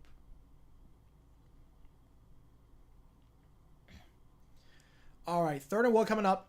Broncos have 2 timeouts, so they can stop the clock if the Lions get stuffed here. Timeout issue for the Lions, obviously. They're the 33-yard line. 2 minutes left. They have all their timeouts. It's a 2-score game. 3 scores with a score by the Lions on this drive. And they are in field goal range to start. 3rd and 1 in the shotgun. St. Brown in motion. Handoff. First down. Down to the 29-yard line is Montgomery. Oh, it's Raymond in motion, actually. Excuse me. Gain of 4. Yeah, 81 Pats, result of bad coaching. Yeah, I would say that. I would say that they had clear limit at QB. Michael Vick would not want a Super Bowl. No, he was very overrated. Michael Vick was very overrated. Handoff. First down, Montgomery. Montgomery to the 20. Stays in bounds. Down at the 19. And now if you're Denver, I think you call your timeouts. Now if you're Denver, you call your timeouts. But we'll see if they will. If you're Denver, I think you call your timeouts here. I mean, you called timeout earlier. Was the knee down before? I think he's got the first down. Might be. We're going to give him the first. Yeah, if you're the Lions now, they're not calling timeouts. So take this down. Take this down to... No, they're going to call it with 12. Play action has got him in the flat. Caught by St. Brown. Pushed, or stays in bounds, and the Broncos will not call a timeout. What? What? I don't get the strategy. You called timeout earlier. You called timeout early. Now you're not going to try to get the ball back?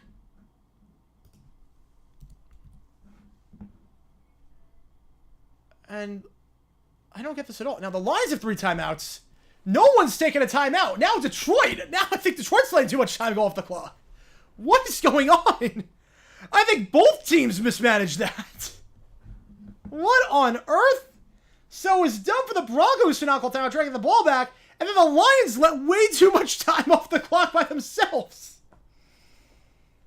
It actually wrapped around. It was such a bad move for Denver that it actually then wrapped around to being a good move. What on earth? The Vic dogfighting scandal, I mean, too many people have done that. No way I could do that. What on earth was that? Will they troll McVay on the last game and play Walk Away over the PA system? That would be funny, but... Kelly Clarkson's Walk Away. Just all songs Walk Away. High School Musical. High School Musical 3. Kelly Clarkson. Alright, 28 seconds left. 2nd and 7. I am very confused by everything that happened there. Goff. 4 wide. Goff. End zone shot. Low throw intended for St. Brown. 24 seconds. 3rd and 7. You gotta hit him there. Yeah, you do. He was open. St. Brown was wide open, actually. Wide open on that corner route of sorts. Wide open. 3rd and 7. Now, problem is that if you're Detroit, you get the first down. You don't still have a touchdown, right? That's 19 seconds. You got 4 plays to... You can still do it. You still have time to run 4 plays after that.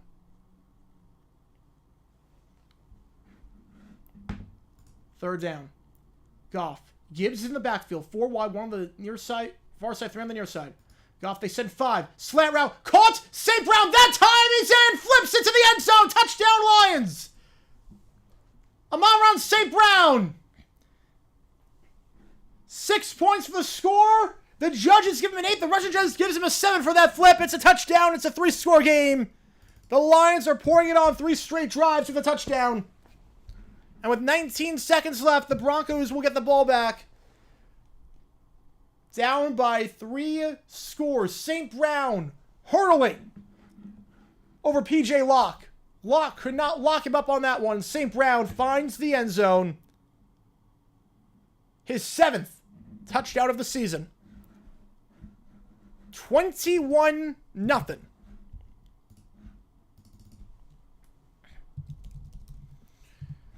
This Bronco defense has been phenomenal for the last 2 months. Picked a bad night to have it all fall apart.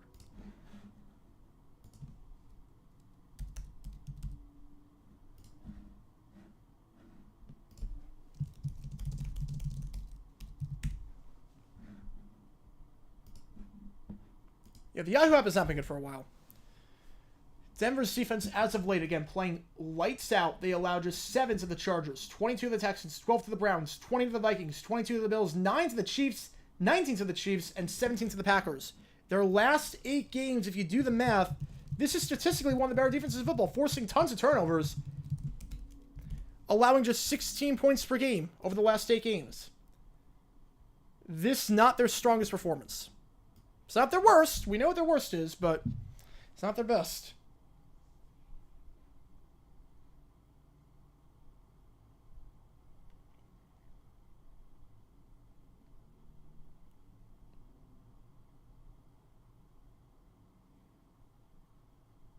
Kickoff, end zone, touchback. First down at the 25-yard line. Now, the Broncos have 2 timeouts. Again, they did not call a timeout earlier. So they could have gone with some more time on the clock, but they only have 19 seconds left to work. They have 2 timeouts. You can use them on the field. You got time for about 3 plays before you have your final play, which would be a Hail Mary or some sort of field goal. Jason Witten, underrated. I would say underrated. He came up clutch in a lot of spots. They're just going to take a knee. They're just taking a knee. They're going to go into the half down 21-0. They're not even going to try a shot. No runs, no nothing. They're just going to go into the half. 21-0 the score. As the Lions, after struggling as of late, have come alive in this one in this third and final game of the triple-header. Broncos get the ball to start the half. The Lions can sense that division title one step closer. I'll put the poll in. Who's going to win? But right now, it's very one-sided.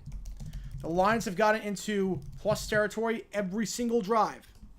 The Broncos have not been able to move the ball since that first drive when Judy had that 53-yard slant route. And since then, nothing doing. 21-0. Win as a color commentator, one of the worst of all time.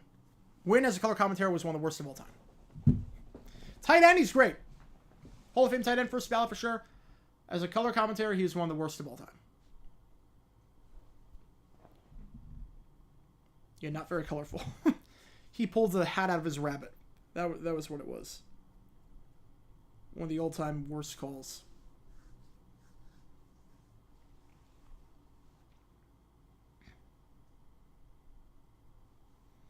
All right. So again, as a reminder, any donations, I get your question right away. $250, I wear whatever jersey you want me to. That's why I'm wearing this Bears Machine Muhammad jersey. I got Derek Henry Oilers jersey coming, and I'll wear that on Monday for that Eagles Seahawks stream. Yeah, Perna's got such thick skin to sit there and interact with randos while teams getting creamed. Yeah, did with trade. Yeah, that's part of why I went to Jaguar games too. It's like I will not interact with the chat during Jaguars games. I will not interact with the chat at all. That's why. That's why. It'd be a boring stream. I'll just see me sitting there in silence and just... I don't want to do that. Angry Dan Campbell is not a good thing. The Boogermobile or Witten? The Boogermobile was blocking people's view. So I'd say Boogermobile. The Boogermobile was people paid good money to watch a football game and they couldn't watch the game because the Boogermobile was blocking their view. So that was worse. At least Witten, you could still watch the games. Jason Witten or Booger? Booger was way better. No, Booger was better. Booger at least offered some analysis. He's not a good... The thing is that Booger is not good as an analyst, as a color commentator. But as a studio analyst, like when he can collect his thoughts, has time to prepare, and he's in an environment like that, he's very good. I thought he handled the DeMar Hamlin situation beautifully. He's a very good studio analyst. He's just not that good as a color commentator. Jason Witten, I don't know if he knows English. Jason Witten made me question, like, does he know how to speak in front of a microphone? Does he know how to speak into a mic and on camera? Like, Booger could do that. He just wasn't good in a game situation, which is totally different. Look, James Brown, Kurt Menefee, very good at what they do, but put him in a booth, they're not that good. Witten, I don't know how he got the role in the first place. Booger, I could see how he got the audition and got the job because he's a charming guy. He's funny when he when he can collect his thoughts. He has good thoughts. He has good chemistry. He plays off guys well. Witten, I don't know how he got the job. I think Witten was more of, okay, Tony Romo worked. Let's get another former Cowboy. Witten made no sense. I don't know what Witten did to get the color commentary job for Monday Night Football, but it was not good. Mark Schlereth or Jason Witten? Witten's just bad. Schlereth is outright annoying. Schlereth is outright annoying with his calls. I don't really like Schlereth. Yeah, they got jobs because they wore the star. Yeah, I mean, a lot of guys did. Troy Aikman, Don Meredith. I mean, there's so many color commentators that were Cowboys. It's crazy what being a Cowboy can do for you. Like, really, if I am a player and I'm thinking about, and I don't care about rings, I don't care about money, I'm thinking about my post-career and I want to be an announcer. If I'm a free agent and I'm nearing the end of my career, I'm going to Dallas. I'm absolutely going to Dallas because I play for the Star. Your chances increase by 50%. You guys can slap the TV behind it. Yep. Because that's what everyone wants to do when they pay $500 to go to a game. Watch it on a TV. Best former NFL player radio host. That's a good question. I don't really listen to a whole lot of to NFL radio, so I don't know the answer to that. I mean, Boomer Esiason's pretty good. Boomer's very good. I listen to him sometimes. Boomer's really good. Yeah, the Popeyes biscuit call was great with Booger. If Witten was a Jags tight end, he's never getting that job. Exactly. 100%. 100%. Has Irvin ever done color commentary? Yes, they did a 4-man booth once. They did for Jaguars-Eagles 2018. They did a 4-man booth. I think Irvin was in that booth. Yeah, when he came out of retirement with the Raiders. Play another season, then play for the Raiders. And Maurice Jones-Drew. Love that man. Love that man. Best game I've been to live. It's gotta be Jaguars Chargers. I was at the comeback. It's gotta be 27-0. It's gotta be that. There's no close second to me. And there were some good games, like Jaguars Bengals was a good game. Jaguars Colts 09 was a good game. Jaguars Titans was just crazy finish, but Jaguars Chargers 2017 crazy finish, but honestly, also the Cardinals Broncos preseason game. I was at that game. That was a crazy good finish. That was actually a very good preseason game. It was actually not bad. I gotta be honest. The 4-man booth was not as bad of a train wreck as I thought it was gonna be. The 4-man booth actually was good. Not good, but it was fine. I was very pleasantly shocked listening to that game with the Jaguars. I'm like, oh, I actually don't want to punch a hole through my TV while watching this game. Like, I want to punch a hole with like the when you call the game, like you trade for Carlos Hyde and you just don't use him. You trade him, it's like 2nd and 2 plus territory, and you go 3 straight passes with Bortles as you're driving. I don't get that, but the announcing was fine. It was actually fine. NFL Network. It was NFL Network. It was... Oh, who was in that booth?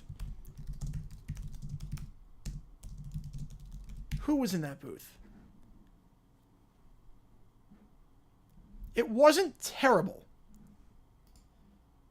I've heard worse. It was Eisen, Irvin, Mariucci, and Warner. It was actually not...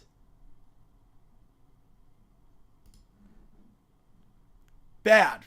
Like, they were actually, like, Philadelphia Inquirer put out an article. I'm just looking at it right now. Like, it actually went very well. It actually went very well. The 4-man booth should have been a train wreck. It was Warner, Eisen, Irvin, and Mariucci. It actually worked. They didn't step on each other. I might do a video on that at some point. That actually worked. It should not have worked. It's one of the stupidest ideas that has worked. I don't know how. Yeah, I love college football. Yeah, I watch college football a lot. I love college football. But NFL's my bread and butter, but I love college football. I have the 2 games on right now, the LA Bowl and the Independence Bowl. I got those on right now. 10-second recap. Lions, 6 drives, 6 times in plus territory. Russell Wilson has done nothing. O-line has been brutal. 53-yard pass to Jerry Jeudy on the first play, and ever since, the Broncos offense has not moved the ball down the field. And clock management's been very bizarre. So, yeah. Also, Gibbs is a beast. Jahmyr Gibbs is a beast. Yeah, Florida Gators. Yeah, Florida Gators all the way. Yeah, Giants media member, Celebrity Pipeline is strong too. Although Strahan put in the work too. Strahan put in the work. He was, at the end of his career, he was going to New York, working like, he was going from New Jersey to New York after practice to work and like make like minimum wage. Not that he needed the money, but like he was putting in the work. The silliest bowl game, the LA Bowl presented by Gronk. Rob Gronkowski presenting the Los Angeles Bowl. Like, come on. Yeah, Meredith was a Cowboy? Yep. Dick Vermeil did color commentary with laryngitis? I did not know that. I might have to check that out. Pro said 06. Finding footage from 06 broadcasts is brutal. Like, it's either you can't find it, or if you can, the video quality is atrocious. We got about 5 minutes left before we start the second half. 21-0. Yeah, Lions win tonight. They'll clinch a playoff berth. The Eagles win on Monday, so it's looking very likely. Yeah, really the question is, can the Lions win the division? And it's looking very likely at that point. They'll have a 2.5. They'll have a 3-game lead with 3 to play. It's looking very good. You're at the LA Bowl right now? Awesome. Awesome. Go Cubbies! Gifting a membership. Thank you so much. Who's getting this one? Badger from Oz getting gifted a membership. As a member, Badger, you get a lot of cool perks, including your name at the end of each video. Members only Q&A streams, and you get to use emojis during the stream, like the Broncos and the Lions logos. Thank you so much, Go Cubbies. Thank you so much. Really appreciate it, man. Really appreciate it. Thank you for your generosity, as always. Yeah, the Jimmy Kimmel LA Bowl sponsored by Jimmy Kimmel. It was basically just a 3-hour-long Jimmy Kimmel show with a football bowl game in there. I've had like Mark Rober and whatnot. It was like it was a sideshow. That was a sideshow. Pop-Tart Bowl. Wow, I cannot speak. Someone's on the mic for 9 hours at a time. Pop-Tarts Bowl is pretty goofy as well. I agree. I can't tell you where half these bowl games are located anymore. Like the Bahamas Bowl is now in Charlotte. Pop-Tarts Bowl, I can't tell you where it is.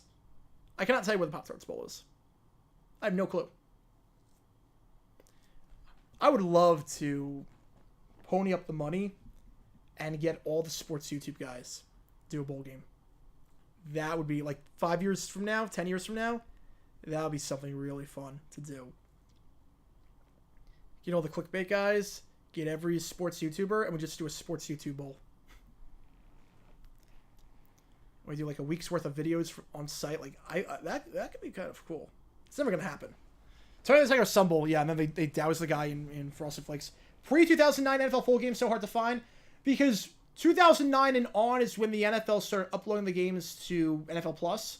So if you have NFL Plus, you get every game from 2009 on. But before that, not really. Before that, not really. You're huffing the copium hard. Broncos to turn this around. Why do you want them to turn around? You're a Jaguars fan. AFC. It's not good. It's not good if the Broncos turn around. I mean, the one I care about most was Steelers Colts, but the Limu Emo Bowl with Doug. Yep. That'd be great. Pop-Tart Bowl is at Orlando Camping World. Was that usually... That was the Cheez-It Bowl, right? It's just something like the Cheez-It Bowl was in Arizona, and then there was that same bowl game, but it then became the Cheez-It Bowl. It was in Orlando. I was like, oh my god. Yeah, Tom Gross and I would be very entertaining. Yeah, like we do, like I do, like play-by-play on air or something. Like it could be good. We do the YouTube Bowl. Oh, Pick'ems. That makes sense. Like having like a sports YouTube Bowl would be interesting. I don't know how that would work. I have to pony up a lot of money, but you get like 40 of us in it. Probably could make our costs back. I'd probably do that. We'll see. Real bowl game or fake bowl game trivia challenge? Oh, that's good. That's good. Cheese bowl win.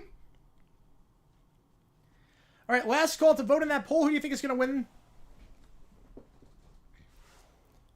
Me. Look, you get gift baskets if you're a player that plays the game. You get gift baskets. I'm sure they would love a gift basket to that. You can premium subscriptions. They would love a gift basket to that. You would have at least 3 relationships get ended just by playing in that game from the players and the gift baskets they would get. At least 3 players would be. You'd have girlfriends telling you have to opt out of this bowl game or I'm breaking up with you. You have to opt out. She's oh, they changed the pop. That makes sense. That's why 80% of you riding with the Lions. I'm not surprised. So the Broncos get the ball to start the half. Defense has not played well. Offense has not played well. What do you get in the gift basket? Probably like memberships, toys. You get toys. Photos. Exclusive photos. Maybe you get like hard drives, like exclusive like USB drives, like flash drives.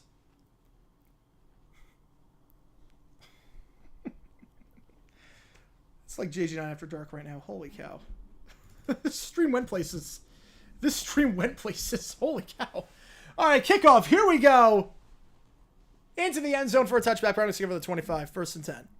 Worst year for primetime games? The worst year... I do remember the Guaranteed Rate Bowl. Yes, I do remember that. The worst year for primetime games.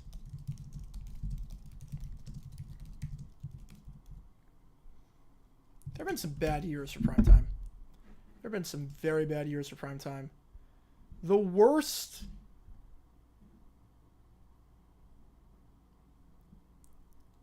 I mean, there was... I mean, 1970, there were what, 3 games decided by 1 score? So probably that. It's pretty bad. First down handoff. That's up there at least. Williams, down to the 28. Harlan's only calling 1 game tonight. Yes, he is. Amateur hour. He needs to call another one. So it's still like me. I called 2 games at the same time for 3 hours. What did you just walk into? Crash went into? I have no clue. I have no clue. We were coming up with bowl games. And it went places. It went places. But 80 of you are still here. So thank you for tuning in. As we're back in action. 2nd and 7 after the run by Williams. Adam Troutman, the tight end. He's led up on the near side. Play action. Russ, pressure, screen pass. Caught by Williams. Williams cannot escape the tackle. It's a loss of 5. Lions played that perfectly. Josh Pascal. He's got a sack. And now a tackle for a loss. Loss of 5. 3rd and 12. The Pop-Tarts were... They're going to eat the mascot. The Pop-Tarts Bowl winner gets to eat the mascot. I don't know how that's possible, but they can literally... Like, the mascot's edible, and they can eat the mascot. JJ9 Bowl sponsored by JJ9, who makes an appearance in the broadcast booth. Oh, yeah. If I'm doing a bowl game, I'm in the broadcast booth. 100%. 3rd and 12. Russ. Takes a snap, line, send 4. Russ steps up in the pocket, fires deep shot down the field. Tight coverage. Flag on the play, pass interference. There was no need for it, too. It was an underthrown ball. There was triple coverage. Look at Alex Andeloni on the PI. Huge game for the Broncos. And they're going to call that every time. He didn't turn around. He made contact. It was an underthrown ball. You just had to turn around, and he's not making that grab. But move it to the 31-yard line of Detroit. Well, the Broncos have only had 2 real plays today. One of them was the Judy slant route. That's the other one. It's about a 45-yard penalty.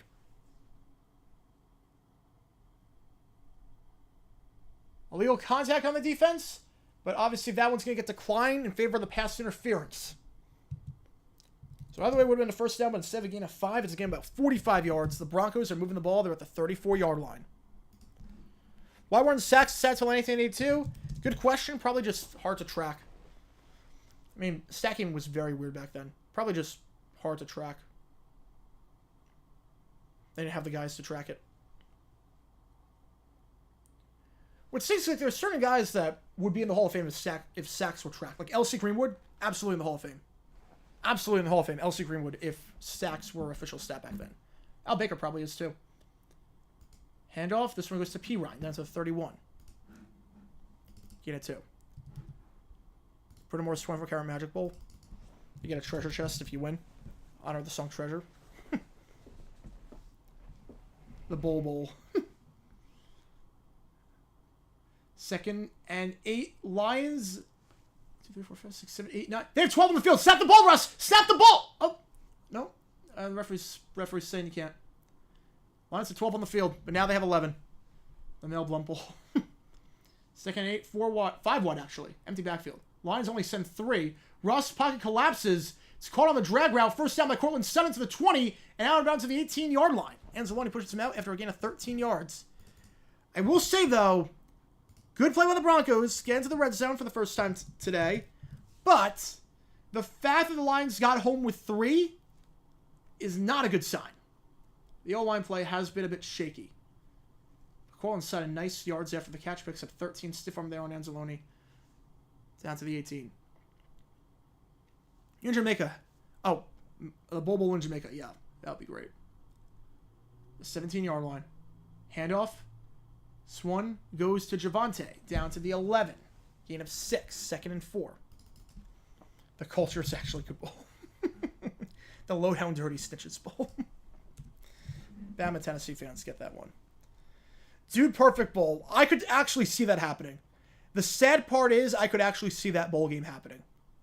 The Dude Perfect Bowl is like a realistic one. I know people are saying that's a joke. I could actually see that happening. Somewhere in Dallas, I could actually see that. And you have the Panda on the sideline. 2nd and 4. Russ, play action. Corner shot. Incomplete. Intended target play was Adam Troutman. 3rd and 4. I could actually see that happening.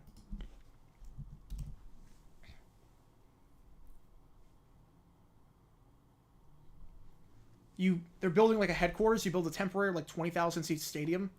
Just a temporary one. Next to their headquarters. Like the amusement park area and whatnot. You'd be surprised. People would do that. Man, safely it's here. Thanks for giving me an update about the game. Stay during the move. You're so welcome. Thank you for tuning in, Higgs. Thank you so much for tuning in. 3rd and 4. Ball's at the 11-yard line.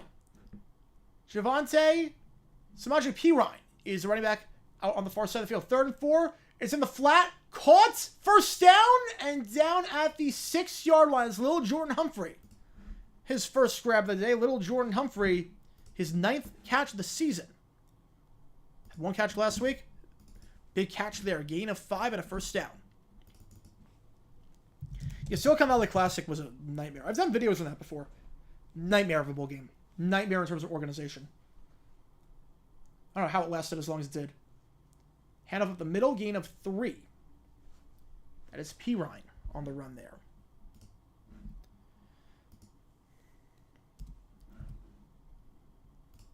Why haven't the Ducks rebranded like the LA Angels have?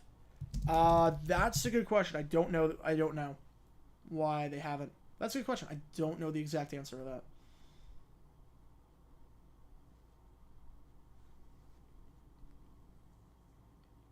Second and goal. Ball's at the 3. Russ under center. Play action. Russ fires. End zone shot. He's open. Can't keep the feet in bounds. No catch. Had to get 2 feet in. Didn't even get 1. Intended target on that was Brandon Johnson. Would have been his 4th touchdown of the season, but not even close. First foot's not even in. Got to get 2 feet in. The first foot wasn't even in. 3rd and goal. You have to figure 4-down territory here. At the 3-yard line, down by 21. Field goal doesn't really cut the deficit. Makes it still a 3-score game. You have to figure everything here is designed for 4 downs. And here we go. Russ in the shotgun. Humphrey in motion. 2 wide. Play action. Russ looking. End zone shot. Tight coverage. Did he come down with it? He did. What a grab by Little Jordan Humphrey. Not so little on that one. It's a touchdown for the Broncos. Humphrey's 2nd touchdown of the season. Second catch of this drive on 3rd down. And the Broncos are on the board. What a grab there by Little Jordan Humphrey. Tight coverage, too. And the coverage there was... No one we said a very good game so far. And let's see. That is a catch. That is absolutely a catch. Unreal catch. Opening drive touchdown. The Broncos needed that badly. I think that goes without saying. Extra point now coming up. Let's see this replay one more time. Make sure you had control of that ball before it hit the ground. They're reviewing it. I don't see how you I don't see how you overturn it.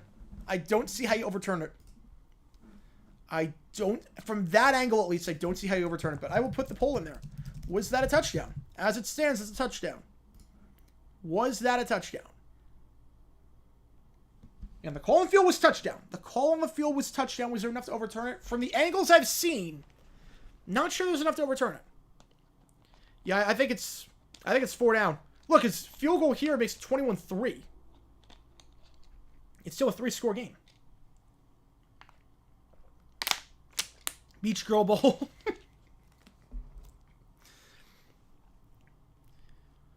Let's see. 69% of you right now, nice, saying that is a touchdown. I'm inclined to agree.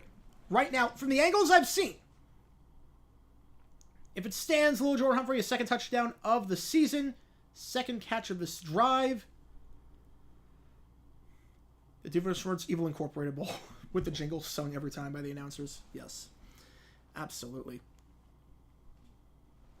Video on the International Bowl. Yeah, I've looked at that. Like, it wasn't like a crazy catastrophe that happened in that game, which I'm surprised by. But yeah, there was a Big East Bowl against, I think, the MAC. Like, Cincy playing that one, Rutgers playing that one. If I find a good story on that one, I'll definitely do one. Game is blacked out. If you live in Michigan, it's blacked out because it's on local TV. If it's blacked out and you're in Michigan, it's because it's on local TV. So you have to turn on, I don't know what channel has it, but probably like CBS or something. Yeah, if you're in Denver or you're in Detroit, the game is on local TV. So it's on NFL Network. Oh, look at the sponsor page. Oh, I see it now. I see it. That's good. That's good. I like that. I like that. Taylor Swift Bowl. Don't put it past them. Don't put it past them. Plans to do any CFL videos? Probably not, but there were some fun stories with the CFL. CFL USA, I might do a documentary on that at some point. But there's a lot to dissect there. Yeah, it's on Fox 2 in Detroit, yeah.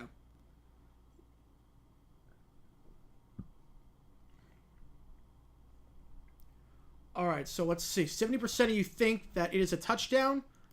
Booth review, the call on the field was a touchdown, and they haven't made the announcement yet. Let's check this again. He's got control as he's coming to the ground. That ball does not look like it's moving. Yeah, stands. Stands is called. That's the right call. That's the right call. Touchdown. It doesn't look like it's moving. If it is moving, he's got control of it the whole time. I don't see any wobbling there. That's the right call. Call on the field stands. Touchdown. Broncos are on the board. They have the actual Pregame. The worst Sunday game ever. I mean, Washington-Dallas in 2021 was awful. I would say also the Giants-Cowboys game week 1 was brutal. Brutal. I would say those two. Extra point coming up. So Broncos finally on the board. After getting shouted in the first quarter. Will Lutz. Snap good, hole good, kick is up. It's right down the middle. 10:34 left in the third quarter. Broncos get an opening drive touchdown. They still trail 21-7, but at least they're on the board. Yeah, Bills, Toronto disaster. Yeah, that'll be a documentary at some point. There's a lot to dissect with that one. A dark side of the NFL, just like wrestling has a dark side of the ring? Not that I know of. Cowboys Colts. No, Cowboys Colts last year, the first 3 quarters, it was close. The first 3 quarters was close. I can't say that. The first 3 quarters, it was a game. The fourth quarter blew open, but I can't say that was the worst game ever. The first 45 minutes, it was close. You thought, okay, maybe the Colts have a chance. They're down by 2 at the end of the third quarter. Like, they might have a chance. Obviously, it didn't work out that way. It was the worst quarter maybe by any team, but the worst game now. Any streams after NFL season's over? Yes, we're going to do some Q&A streams. I'll do some just informal talking streams. We'll do all that. We'll do XFL/USFL, whatever league happens, whatever happens with the merger. I have no clue what's happening with the merger. But we'll do all that. Definitely got to keep these streams going because I love talking with you guys, and it's fun. And we'll keep all the stretch goals in place, like 250. I'll wear a jersey for the next stream. It'll be fun. It'll be a good time. Again, right now, 250. I'll wear whatever jersey you want me to. $1,000 or $500 by any one person. We'll do Jaguars Ravens. Otherwise, we're not doing it. Yeah, the CFL's expansion, it could have worked if they picked better markets, northern markets that border Canada. Like if they decided we're going to go with Spokane, or we're going to go Rochester, or we're going to go places that don't really have NFL teams, but could support pro football. Not Miami, not Shreveport. Like, no. That was a dumb move from the start. Baseball channel, will that do national games? Maybe. We'll see. We'll see. Because we're going to do the Olympics also. Baseball, we might do some national games, but I don't know. Not sure what the interest level would be.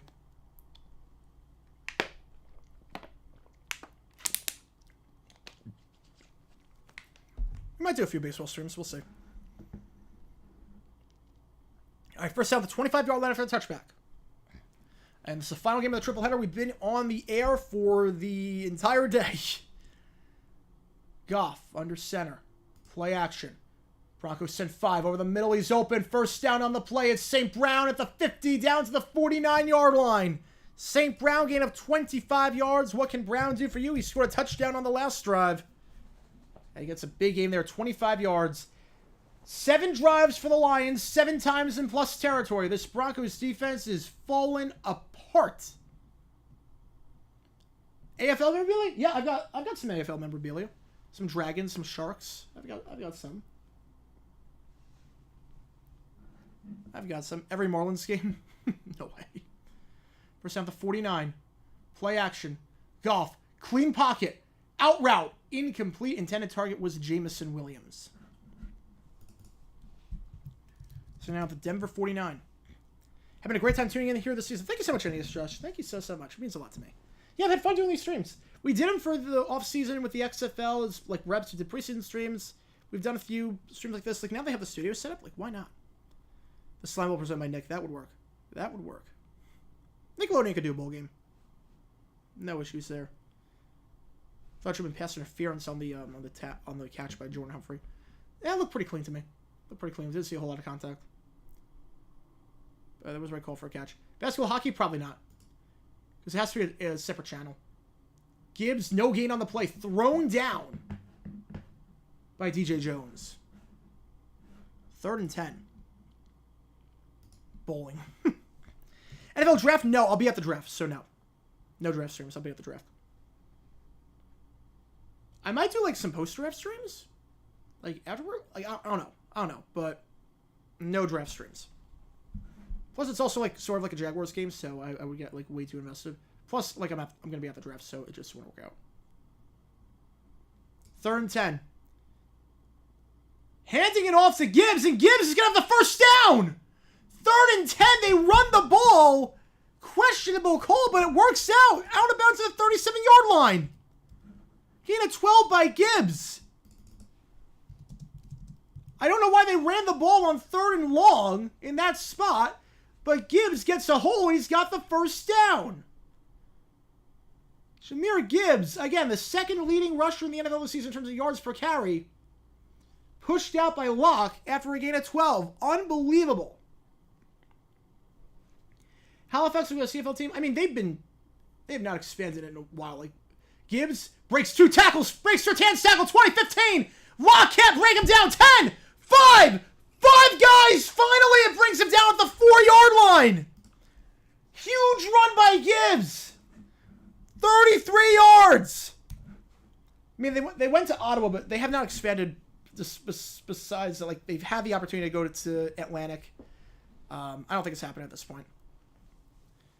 1st and goal at the 4. 33-yard run by Gibbs. Broke 3 tackles. Sertan, tackle broken. Locke, tackle broken. He's had a rough game so far. Finally. Looks like Jonathan Harris ran all the way down to make the stop. Willie's in motion. They've gone 3 straight drives. Can they make it 4-4? Gibbs. Not yet, at least. Jonathan Cooper on the stop. 2nd and goal. You know, the draft, they nailed their draft. They nailed it. Campbell looks good. Branch looks great. Laporta looks awesome. I mean, we knew Laporta was going to be a stud. That was like the pick that everyone lauded. That one and Branch. They lauded those two. They've been playing lights out. And Gibbs looks really good. You know, Baltimore made sense. Baltimore, I mean, they didn't have a team. Baltimore worked out. Northern cities. It should have been northern cities. Like, it should have been northern cities. Like, Milwaukee would have been nice. Or like somewhere in the Dakotas. Boise, somewhere like that. 2nd and goal. Goff. End zone shot. Just going to throw it out of the end zone. Intended for St. Brown, I guess. How far can Detroit go? I mean, I don't see why they can't make it to the conference championship. I don't see it. You could Jonathan Cooper in high school? That's awesome, man. Could you tell he was going to go pro? Because there are certain guys who, like, you can tell they're going to go pro. Or they're going to be something.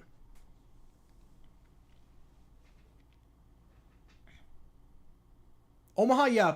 Omaha, yeah. It should have been cities that could support a pro football team of like 20,000 people in attendance, but closer, like northern cities, not Miami, not Shreveport, not Birmingham. 3rd and goal. Goff. Slant route. Touchdown. Sam Laporta does it again. His 2nd touchdown of the night. And the Lions have scored a touchdown on 4 straight drives.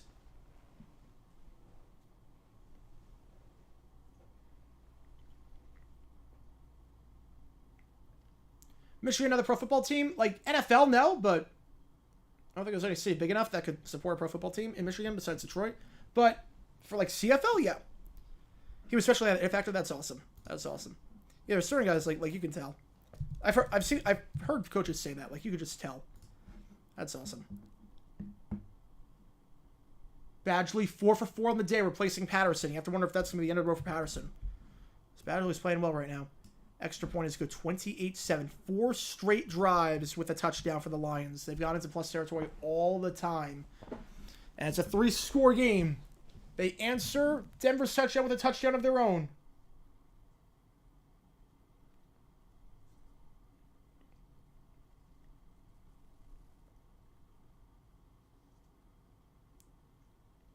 Lions have lost 2 of their last 3. They could snap this skid in a big-time way with this game.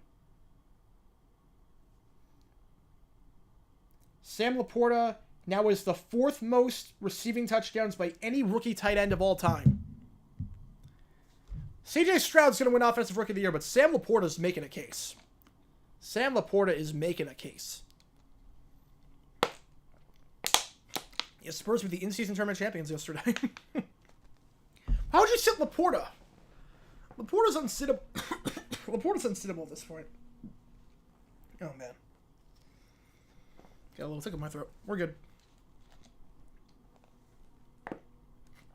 Yeah, no overtime tonight.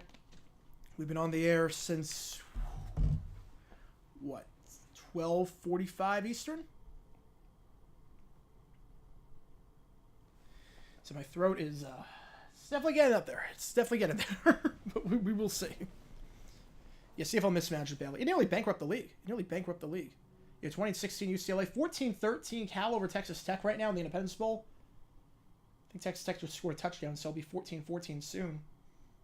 And it will be, yeah. Highest scoring game down in Shreveport. Highest scoring game down there. And right now also we've got in the NBA, Timberwolves up 121-98 over the Pacers. So that game is over. Timberwolves, maybe the best team in the NBA right now. I did not see that coming. I don't think anyone did. We're 12 hours to beat up. Oh, that stinks, man. That stinks. There's just somewhere like have to talk. Somewhere you have to talk for like that long. But we're making it work. We're making it work. We got the doubleheader on Saturday next week.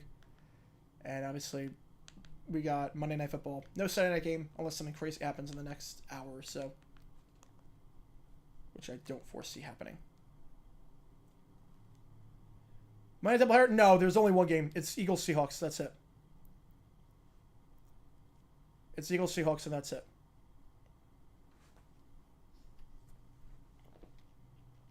It was Patriots-Chiefs. But then they moved it for the Eagles-Seahawks game. So, all right, let's throw on Kings-Jazz. Let's throw that game on. All right, here we go. 7:01. Kicking it off. It will be a touchback. Broncos ball at the 25-yard line.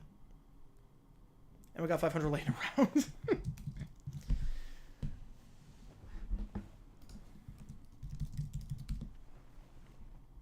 Video coming out tomorrow is going to be Mike Tomlin. It's going to be on the dumb decision with the field goal. It's going to be on that. Rams have the Commanders tomorrow at 4:05 Eastern. Unless Nefarious comes. We'll see. 33 hours of overtime pay? Wow. That is crazy. It's a lot of money. Super Bowl, I'm not streaming that one. I'll be there, hopefully, if they play in it, if the Jags play in it, but if not, I'm just going to throw a party with my friends. I'm not going to stream that game. First down, Russ, 3-step drop, fires crawl route, caught Cortland Sutton, down to the 32. No, the Super Bowl, just enjoy that with your friends and whatnot. Plus, like, for Super Bowl, like, I have to watch the commercials and whatnot, so I can do videos on it and whatnot. I can't really interact with the chat during that. Yeah, if the Jags can't win this year, I want the Lions to do it.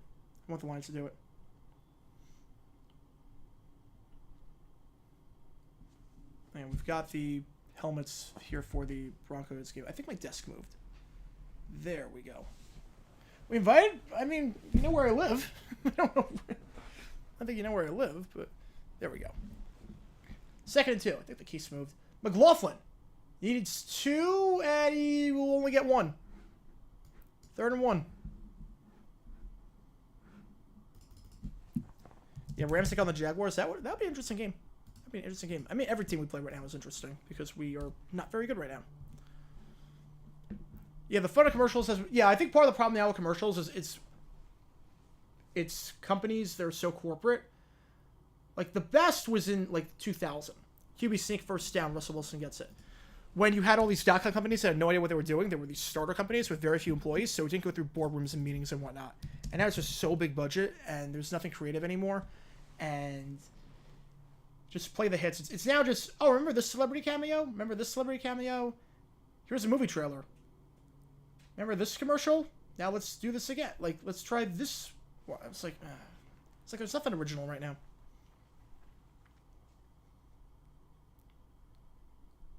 It's way too corporate. Way too corporate. First down. They just get it off. Russ, they rush a lot. Russ, it's a jump throw caught by the tight end. Adam Troutman, he's got some room to the 50, 45. Down at the 40-yard line. So nice improvisation skills by Russ. Thrown to Adam Troutman, gain of 25 yards. First down on the play. 20th catch for Troutman this season. That's his longest grab of the year. 25 yards there. The East Ray Beavers were good. East Ray Beavers were very good.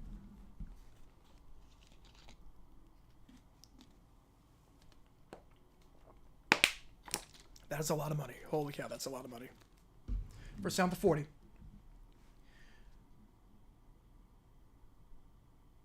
Five on the line for the Lions. Russ takes a snap. Play action. Lions send 4. Russ has time. Deep shot. End zone! Batted down. Intended target on the play.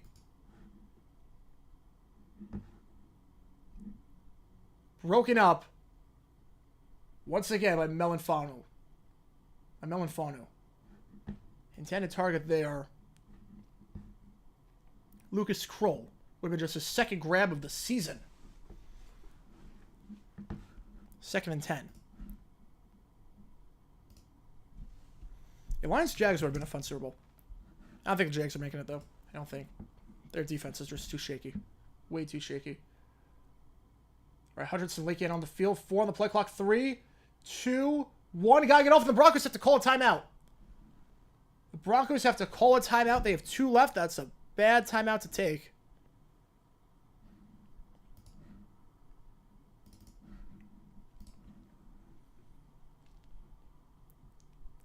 It's a bad timeout there. The live Gronk field goal kick, yeah, that was very clearly not live. I don't see how that was live. How's it going, Jacob? Welcome to the stream.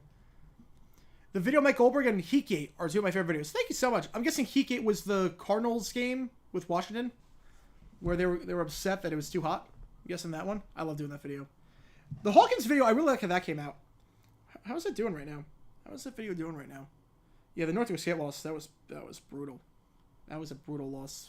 The 2-point conversion was sick by Montana, but yeah, it's got 7,200 views right now. It's doing very, very well. So go check that out if you haven't already after the stream is done, because that vid is doing phenomenally, which is, I'm so happy about that. So thank you so much for making that happen.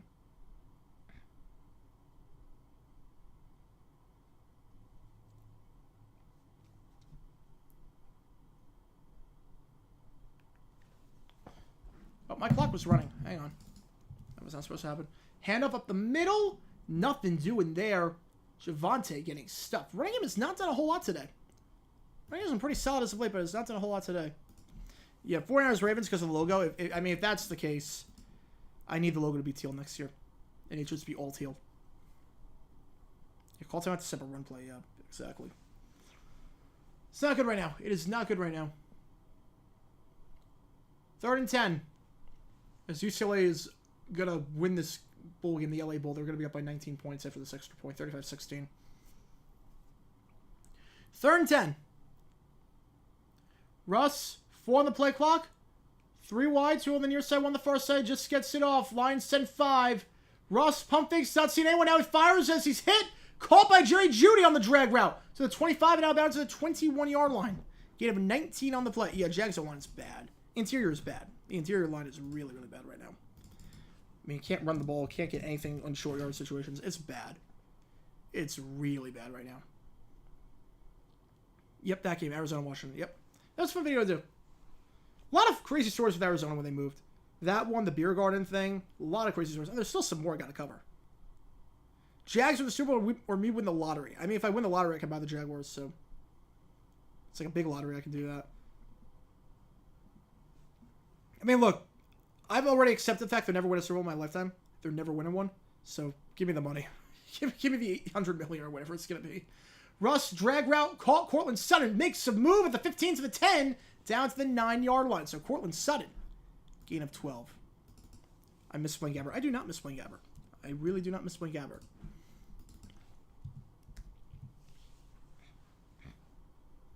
Look, we're never winning a Super Bowl, so give me the $800 million. I would do differently? I wouldn't put out as many videos if I won 800 million. Like, I'd still work, though. Fade route, sudden, back shoulder, incomplete pass. Looking for his 11th touchdown of the season, broken up there by Smith. By Tremon Smith. Like, I wouldn't stay up till, like, 7 in the morning putting out videos, but I would still be working. I'd still be doing this. Like, I love doing this.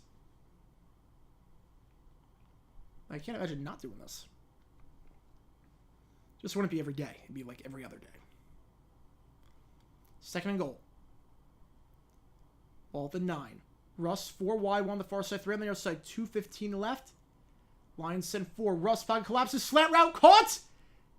Did McLaughlin get in the end zone? They are going to say he is short. They're going to say he's short for the moment. 3rd and goal at the 1.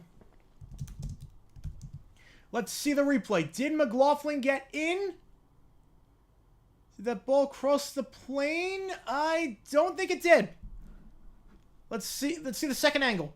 Second angle here. That one looks more like a touchdown. That one looks closer. But I don't think Denver's going to challenge it. They already wasted 1 timeout. They're not going to challenge it. I don't think there's enough to return. I don't think there was a touchdown. The second angle was closer than the first. 3rd and goal. Russ pitches it out. Now he's going to be in the end zone. Now he's in. No, wait, they're marking him short? Really? Javonte could not get in. I thought that one he was in. Let's see this. Javonte Williams, I thought for sure that ball crossed the plane. Let's see the replay. Did they get this one right? Knee is down at the... Oh, I don't know about that one. Just got to touch the white. Just got to touch the white. I think he's in. Either way, they're going to go for it. 4th and goal. This is probably the ball game here. Russ, fullback. In, flag on the play, though. He's in the end zone. It's a touchdown. But there's a flag on the play. Michael Burden, if it stands, it's a score for Burden. If it stands, that's his first touchdown of the season. That'll be just his 2nd career touchdown. The former Lion. But there was a flag on the play. We'll see what this is. Offside. Offense! Oh my goodness, it's offside on the offense. So 2nd and goal at the 1, and they can't punch it in. Or 3rd and goal at the 1, they can't punch it in. 4th and goal, he lines up offside. They've been calling that a lot lately.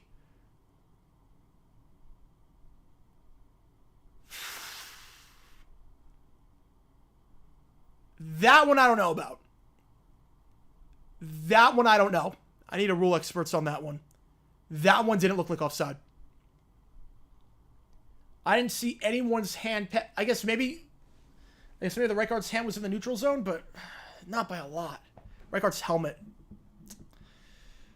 That didn't look like offside. Like Tony was offside. That did not look offside. I want to see a replay on that. That did not. And Payton is furious. And I don't blame him. Let's watch this again. I don't see anything. I see... Let's see. I don't see anything. I gotta be honest, I don't see anything.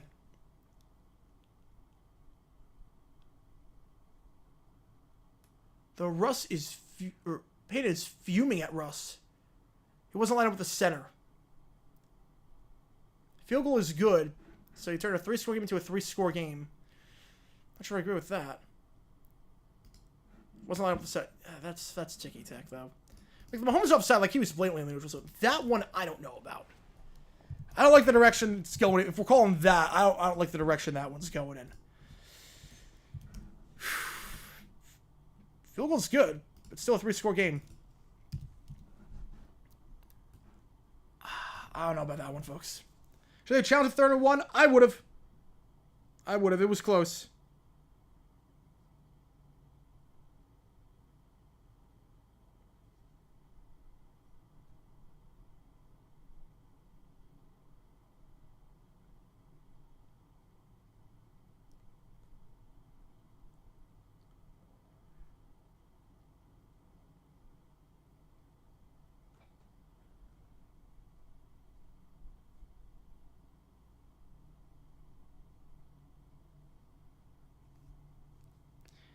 Man, that is...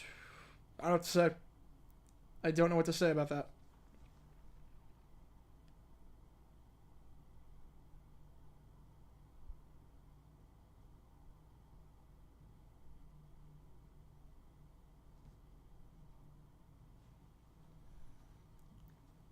I don't know what my opinion was screaming, but I don't get kicking the field goal there either. I don't get it. 28-7.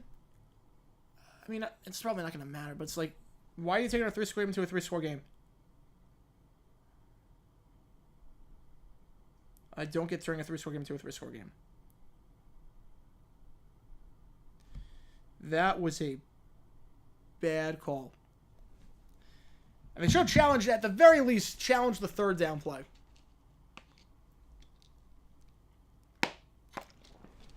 But I'll put a poll in there. Do you think that was offside? Was that offside? Let me know your thoughts in the poll. 28-10. Again, the Tony thing was different. Tony was like a mile offside. Tony was in Buffalo territory with how far offside it went. That one, I don't know about that. Take the 3-score game, make it a 3-score game. Yeah, pretty much. Not crazy about that. Not this late. No, you can't challenge it. No, I meant the third and goal play. You can't challenge the penalty. The third and goal play. Where it looked like he was in. 76% of you saying that was not offside.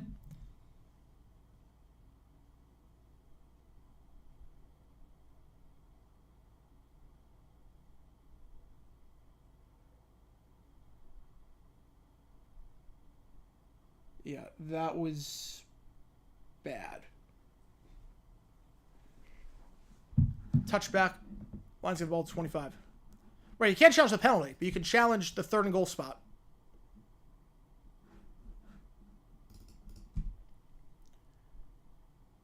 And what's Territory saying? Should that have been a touchdown on third and goal? I know Territory saying that should have been a touchdown on third and goal, but I thought he got in on third and goal. Second goal was close. Third and goal, I thought he got in. I thought Williams got in for sure.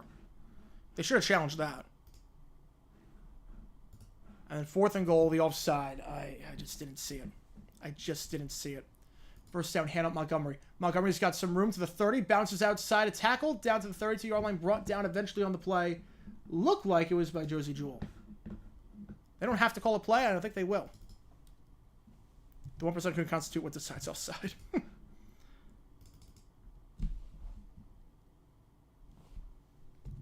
Or it's a third and goal. How could third and goal not be challenged? A spot foul can always be challenged. Third and goal can always be challenged. You can always challenge that.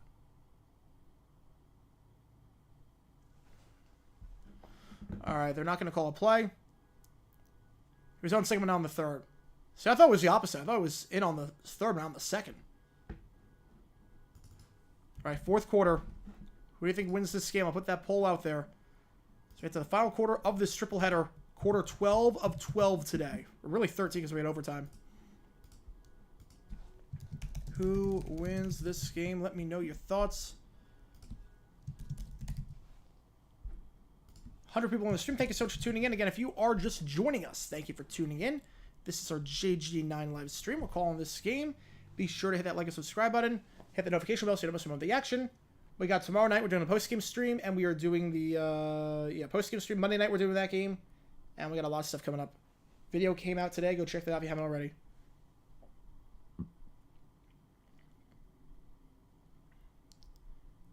Yeah, more offside call. It's a point of emphasis this year. It's a point of emphasis, especially with the tush push. I think that's the problem right now is the tush push has caused refs to call offside a lot more. It's a point of emphasis. And, like, there's sometimes with the Tony play. Like, that was legit. The Tony play was legit. He was a mile offside. He was in front of the football. That, I don't know if you can call that one. I don't know if you can call that. We were getting to a very ticky-tack point if you start calling that.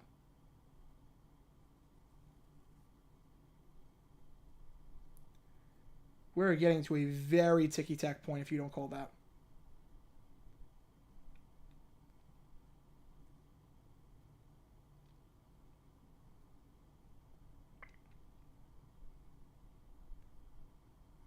Will it matter at the end of the day? Probably not. But still, you never like saying that. Christmas games. So here's the game plan for Christmas. Chiefs, Raiders, no. That's a Nickelodeon game. I have to watch that game and watch it in real time. Now, the Ravens-Niners, we're going to do that one. We're doing Ravens-Niners. But yeah, that game, there was no penalties on the Eagles in that game. Giants-Eagles, I don't know what we're doing. Maybe, maybe not. To be determined. To be determined on Giants-Eagles. Christmas Eve, Broncos-Pats, I think we're going to do that. But just no post-game stream. So I'll do the Jags rant recap at halftime. I'll do that. Because no post-game stream because I have to edit the video. And the video would come out at 11, like, the game would be over at 11:30 Eastern time. I'm on the East Coast, so I'll be doing that. Probably say I can't do the video, like, during the 4 o'clock games. I can't, like, work on the script because the Jaguars are playing, so that kind of stinks. If I could see a movie again for the first time, what would it be? Ooh, that's a good question. I'll probably say Lion King would... Whiplash. Whiplash would blow my mind. Second 3. Goff. Fires. Caught by Jameson at the 46-yard line. Gain of 14, but... he's okay. All right. He was rolling a bit. But Jameson Williams, having a pretty good game so far, makes that grab. Brought down on the play by Fabian Moreau. Gain of 14.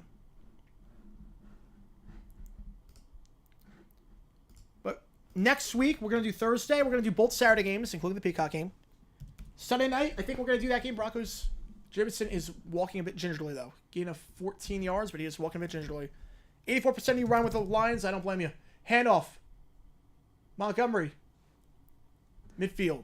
Second of 6 after the gain of 4. Yeah, Strick will be good. Strick will be good. Third highest selling. Who's ahead of William Hung? Hudson and Fantasia. Yeah, Hudson and Fantasia with the 2.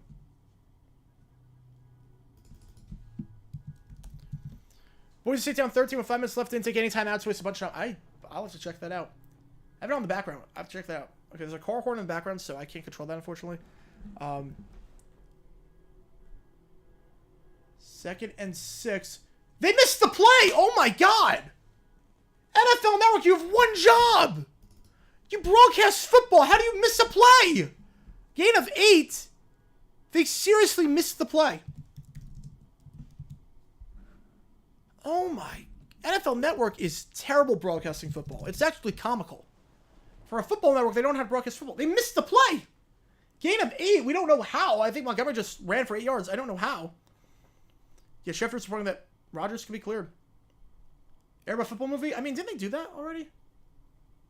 Goff. Tries to make a one-handed grab. Josh Reynolds flag on the play, though. PI. Gonna get on Moreau. 8 drives for the Lions. 8th time in plus territory. No Super Bowl stream. No Super Bowl stream.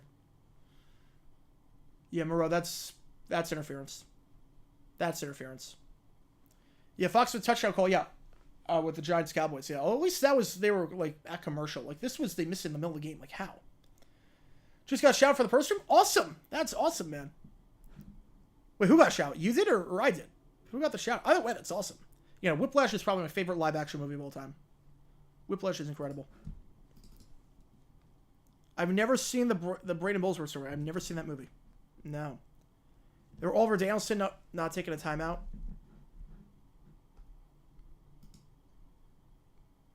Handoff into the red zone. Gain of 13 yards. Montgomery down to the 12. Hey, J.K. Simmons, that was like one of the best performances I've ever seen by anyone. I did. Oh, wow. What was the shout out for? I'll have to check the stream afterwards. Let me make a note. Timestamp wise, it was with 12:37 left in the fourth. I'll have to check afterwards. Because obviously I'm not watching the stream right now, but 12:37 in fourth quarter. All right. Let's make a note. I want to see that. I love Perno. Perno's awesome. We're like super tight. We talk all the time. Gibbs, pitch out. Gibbs to the 10-5. Gibbs is in. 5 straight touchdown drives for the Lions. And this one looks to be over. Oh, it's up to me. Oh, awesome. Sweet. Oh my god. Wow. Purdish got me out? No way. No way. Oh, I just gained 2 subs. Maybe. Oh my god, that's incredible. Wow. Holy cow. Alright, I'll have to check the stream afterwards. Yeah, no, Perna's awesome. Obviously, if you're not subbed to Perna, go sub to him. He puts out great stuff, but not that he needs my help at this point, but Perna's awesome. Extra point is up and good by Badgley. He's 5 for 5 on the day. Probably just won that job from Patterson. 4 possession game. At this point, it looks to be over for Denver. Hope you exchange your time for a prize of Dave & Buster's. I love using that line. I love that one. Yeah, Perna, Cujo, they do need some. Tree needs hugs. Chisel needs hugs. Seattle late season choking. I mean, it's not really a choke. Like, Seattle, it's not really a choke what's happening with them. They have a gauntlet. They play San Fran twice, Dallas and Philly. Most teams go 0-4 in that stretch. But just call for what it is. Most teams go 0-4. I can't really say it's a choke. Yeah, Whiplash was amazing. Only 3 movies better: Shawshank, Sophie's Choice, and Lawrence of Arabia. I've not seen any of those. I'll take your word for it. I've heard good things about all 3 of them, but I've not seen any of them. Man on Fire from the 1977 MC title game. Yeah, I still want to do a video on that, but there really was no information I could find. Yeah, Patterson, XFL. I mean, I don't know if, like, would he be wanted in the XFL? He can't kick long. Anything outside 50, he doesn't have the leg for. His leg is super weak. I like the guy. Look, he made that big kick against the Chargers. He was solid with us, but there were so many times we had to go for him 4th down because it was too long of a field goal. And it was like 52, 53 yards. He doesn't have that good of a leg. Yeah, Ben DiNucci. I like him. You think a channel called NFL Network would be good at broadcasting games? You would think, but they're not. They're the worst of the bunch. They missed the play. And they missed some other stuff in the first 2 games. The announcers, like, obviously, they can't control some of them, but it's like, it's crazy. Crazy. Christmas party, just came home from that all-you-can-eat poutine bar. Ooh, wow. Never heard of an all-you-can-eat bar like that, but that's cool. The ads, yeah, I wish there was some way to do the ads. I wish there was a way. 46-17 most likely score got me. I don't see how the Lions are scoring 11, so I don't see it happening. I don't see it happening.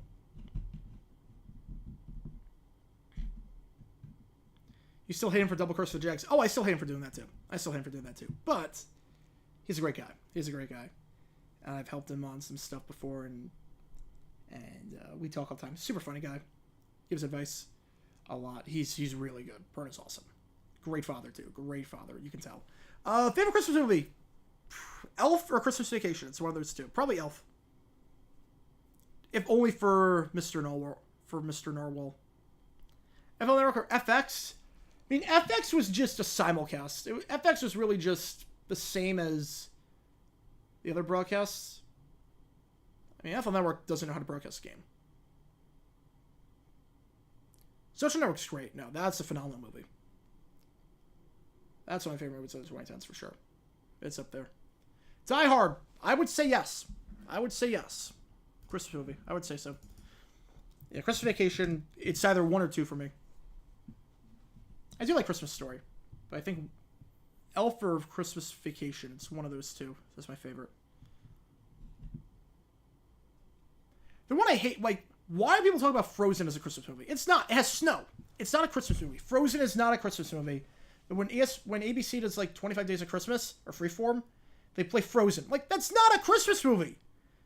There's no mention of Christmas. It's snow. There's snow. It's not a Christmas movie. It just takes place in a place that has snow. 3 wide. Russ. Lions send 4. Pressured. Escapes the sack for the moment, but picks up a yard. Chased down on the play. Looked like by Anzalone. 2nd and 9. And Marley May, yeah, I mean, that's heartbreaking. Marley May is heartbreaking. Inside Out will also get you. Inside Out will get you. The sequel is going to be brutal. The sequel, I mean, it's going to be awesome, but it's going to be brutal on the emotions.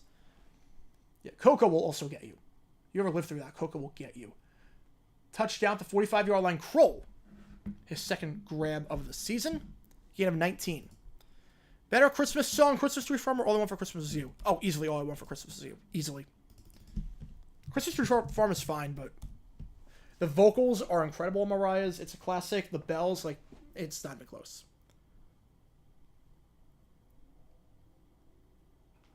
Batted down with line, complete pass. I mean, at least I get Jingle Bells as a Christmas song. At least I get it. Just because...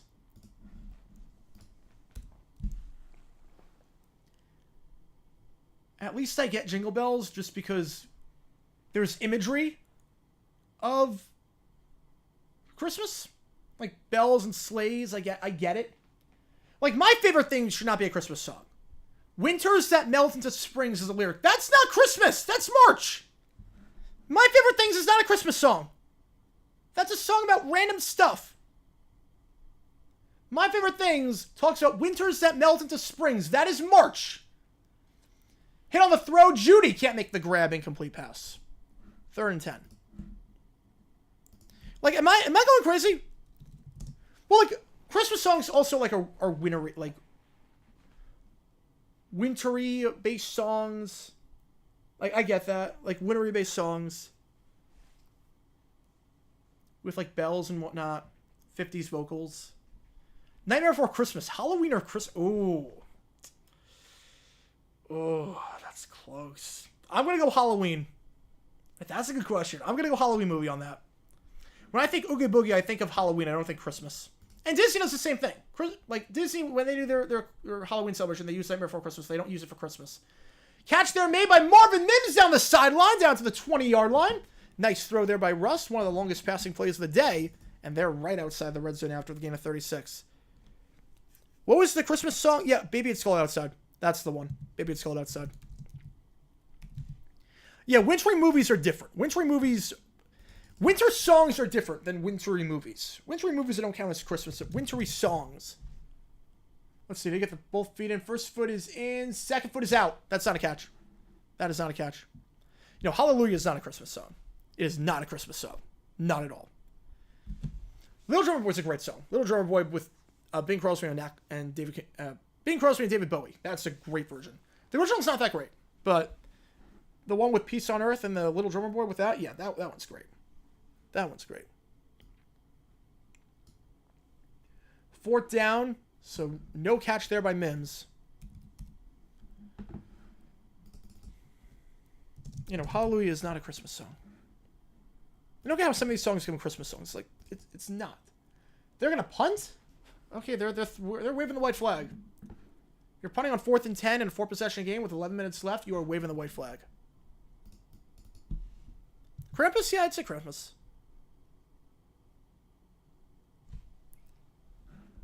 Fair catch made at the 8. Blown up. They're going to call kick catch interference.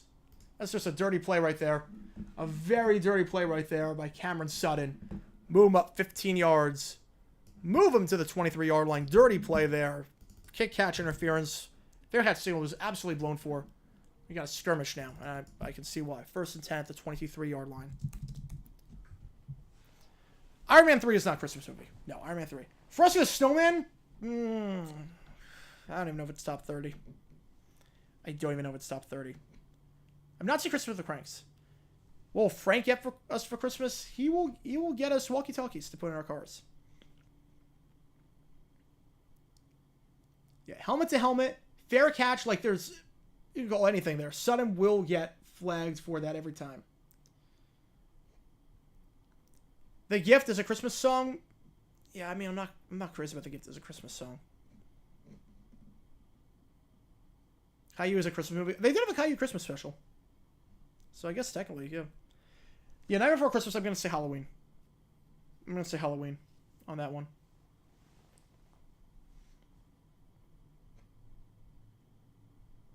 All right, personal foul on Sutton. 15-yard penalty enforced from that spot, the 23. So Lions ball, and you have to wonder, do the starters, how much longer do the starters play? This might be their final drive. 5 straight drives with a touchdown. Denver's defense falling apart right now. Texas, they got the 1 seed in 2012. I still think nothing changes. I still think the Ravens win the Super Bowl. I don't think anything changes there. April could be winter and it could also be summer, maybe both within a few days. Yeah. New York was the same way. New York, it could snow in like early April and then be like 70 2 weeks later. You missed any injuries or anything? Not really. No, not really. Pretty uneventful game. Lions have played very well lately. Lions 5 drives, 5 touchdowns. We went to a Christmas craft show where it was playing as well. Oh, man. Like, no one can do it well, too. Like, very few people can cover that song well. Yeah, Burl Ives is great. I mean, Holly Jolly Christmas is in my top 10. Holly Jolly Christmas is top 10. Maybe top 5. I think my favorite is Have Yourself a Merry Little Christmas because it's so versatile. There's so many good renditions of that song. Pretenders have a good one. Obviously, you got the Judy Garland, the Frank Sinatra. You've got Colby Calais. My favorite, you got Kenny G. You've got some good versions of that song. I think the problem with Mariah's song is that, look, it's a great song. The problem is that the reason it's so overplayed, it's not more played than other songs. The problem is that with Mariah's song, because of her vocals and because of how hard that song is to sing, there's only one version of that song that people know. Compare that to a song like Frosty the Snowman or Rudolph or Holly Jolly Christmas. Maybe not Holly Jolly Christmas, but compare that to a song like even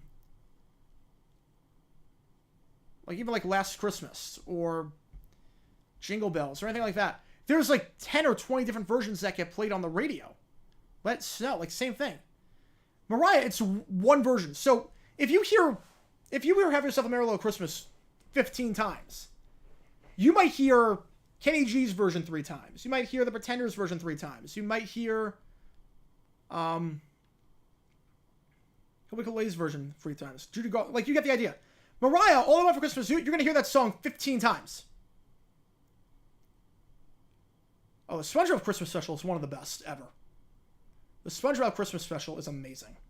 It's one of my things I watch every year. I watch that. I watch the BoJack one. I watch Charlie Brown, Grinch. Wait, 54, 132? Wait. No, I got 148. I got 51, 148. Yeah, we've got a few since Burn Shout Me Out. That's awesome. Golf, play action, wobbling throw, incomplete pass. Figure this will probably be the last drive with the starters. You know, Christmas Who is the best one. Christmas Who is the best Christmas special. It captures the spirit of the season perfectly. And the dictionary line is hysterical. You know, there's a slower version of All I Want. I mean, there's like a slower down version by like Michael Bublé. And there's one by like Ingrid Michaelson and Leslie Odom, I think. But like the one that people hear. Lady A also does that, but like the fast version, there's only one. Handoff, blown up in the backfield is Gibbs. Loses a yard, maybe 2 there. Looks like though Justin Simmons on the stop. 3rd and 11. Fruitcake? No, not a fan of fruitcake.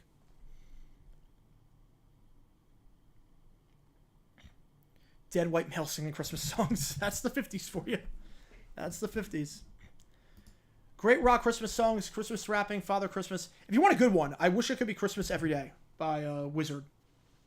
Big in England, not really big here. Great Christmas song. Great rock song. That one works really well. 3rd and 11. Broncos send 5. Goff has to avoid the sack. He cannot down the 13-yard line. Brought down on the play by Alex Singleton. So for the first time all game, the Lions will not get into plus territory. First time the Broncos have stopped the Lions from getting a touchdown in the last 5 drives. Singleton touched him down, but it was actually Jonathan Cooper who got the initial hit. 4th and 20. Jingle Bells or Jingle Bell Rock? Oh, Jingle Bell Rock. It's not even close. It's not even close. Jingle Bell Rock is a top 5 Christmas song. Bob and Doug McKenzie version of 12 Days of Christmas. You know what you would like? You would like the Bob Rivers parody of 12 Days of Christmas.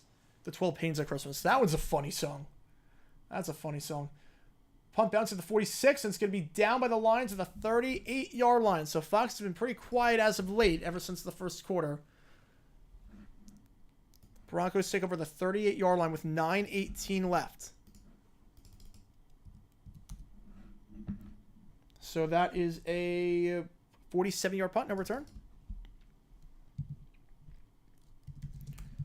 Well, yeah, minor miracle at this point. Down by 4 scores with 9:18. Yeah, the offside call, I didn't like it. I thought the offside call was bad. I thought the offside call was really, really bad. We're getting very ticky-tack. We're getting very ticky-tack for calling that. I didn't see where it was offside. I really didn't see it at all. Cartman singing Oh Holy Night is great. Jesus was born, I get presents. I love that. His best song is Come Sail Away. Cartman's best song is the cover of Come Sail Away. But the Chipmunks song is like the only novelty song that works. Two Front Teeth is bad. None for Christmas. Like, what are we doing there? Yeah, the 2000s was I gotta be honest, the 2000s was a dark time for Christmas songs. There was like 3 good Christmas songs that came out in the 2000s. There's like 3 of them, and that's it. It's that bad. And Poker Face is great. Yeah, the Straight No Chaser version is phenomenal. The Straight No Chaser version, like that's how most people get into Straight No Chaser, and that's phenomenal. I've seen them many times in concerts. I've seen them many times in concert. Like the only 3 good songs from Christmas in the 2000s: Believe by Josh Groban, My Only Wish This Year by Britney Spears, and Where Are You Christmas by Faith Hill. There's only 3. And none of them are massive hits. Like, I think Britney Spears, I think that one's starting to become a hit. That one is starting to gain some traction. Better late than never, but that one's starting to get some play like the other songs. I think there are only 3 good Christmas songs in the 2000s. It was a dark time for Christmas music. 2010s there were some good ones, but not a lot. Yeah, Straight No Chaser was awesome. I've seen them, I think, 4 times in concert. They're really good. Really good. They put on a heck of a show. I like acapella music. What was an acapella group? They're really, really good. Yeah, Christmas Shoots is bad. Christmas Shoots, I don't even know, like, there's no melody. There's, like, it's depressing. It's like, what? Carmen singing in the Ghetto was great. I love that one. It's visiting Kenny. They got from Nova Scotia to Florida. Wow, that's a heck of a trek. I'll see when they're in town. They've been, like, when it, like, works in my schedule. Like I've seen them 4 times. P. Ryan on the grab gain of 11 yards on the angle route first down. Weird Al. Oh, I love Weird Al. Yeah, no, Weird Al's great. Best Christmas song is the Mr. Grinch one. Yeah, there's a very good rock cover of that, too, by the Whirling Dervishes. It's really good. And there's a great parody by Joel Haver last year, who put out a really good parody of the Grinch song. Like a sequel to the Grinch. And, oh, it's so funny. I was cracking up. Trans-Siberian Orchestra's great. No, Trans-Siberian Orchestra. I'm more Mannheim Steamroller myself if I had to pick 2. Judy's slant route down to the 36-yard line. First down. Judy, though, is in some pain. Judy is not getting up. This is not good for the Broncos. He gets up very gingerly. He is up, but he is definitely shaking a bit. After the Detroit 32. He got hit in the head. It was a clean hit, but did walk a bit wobbly when he got up, so we'll see. Yeah, TSO I love. I love Christmas Eve Sarajevo 12-24. I love that one. But I'm more Mannheim Steamroller guy myself, but TSO is great. But if I had to pick one, I'm taking TSO. I'm taking it Mannheim. They have Mariah on loop. Oh, God, that's horrible. I love Mariah, but we all have limits. Rockettes, I went a while ago. A long time ago. It was good. Like, when I was younger. You know, TSO, I'd love to see them live. Mannheim's the same way. But the problem is at TSO, they play a lot of their shows on Sundays, so it's like, it doesn't really work out for me, obviously. Over the middle, caught by Sutton at the 22-yard line. First down. Best 12 Days of Christmas from the Drake and Josh Christmas movie. Yeah, that one's good. I'm trying to think the best one. Probably the John Denver one with the Muppets. It's gotta be that one with the Muppets. First and 10, out route, dropped. Little Jordan Humphrey. There's a touchdown earlier, but dropped that one. He's live stream. What is he live stream? What bowl games? What is he live streaming? I know it is like Saturday night streams. Why? Like, what could he possibly be? Like, is he going to talk about the bowl games while just looking at ESPN box scores? I guess. I don't know. We'll see. Thank you for tuning in, though. Thank you for tuning in. We got 100 people in this stream. Thank you guys so much for tuning in. Again, 2nd and 10, balls at the 22-yard line. We got a video coming out tomorrow, Mike Tomlin. So keep an eye on that. And obviously football. Oh, you can't play it since August. No, November 1st is when you start. You play before then, you're crazy. Russ fires, caught. Little Jordan Humphrey, gain of 8. Movie version of A Christmas Carol? Honestly, the Disney one's pretty good. The Disney one is pretty good, the animated Disney version. He's reading a transcript of this chat. Yeah, this is the game that... It's been a while that we've tried to set a game like this. Live stream and take notes on how to do things properly. That's awesome. Is he really... Wait, is he really looking at the weather? No way. No way. There's, like, football on. There's football on. Like, you could talk about the games, but okay. We have an injured line on the play. It's a gain of 8. See what the injured line is.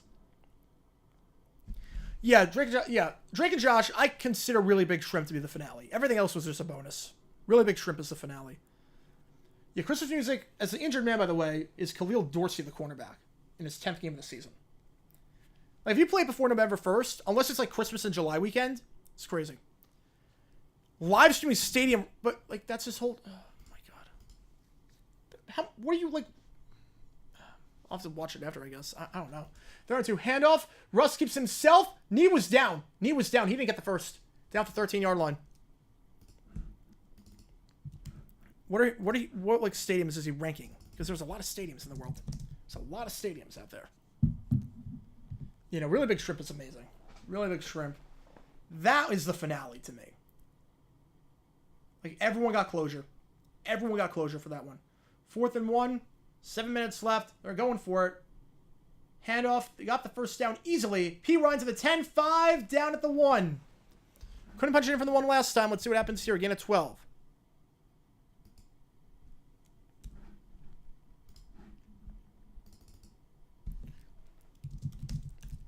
Yeah, because he doesn't watch the NFL. But there's college games on too. Like, there's bowl games. Russ, QB sneak is in. Touchdown Broncos. So Broncos make it a 3-score game. Might be too little too late, but at least they get something. 35-16.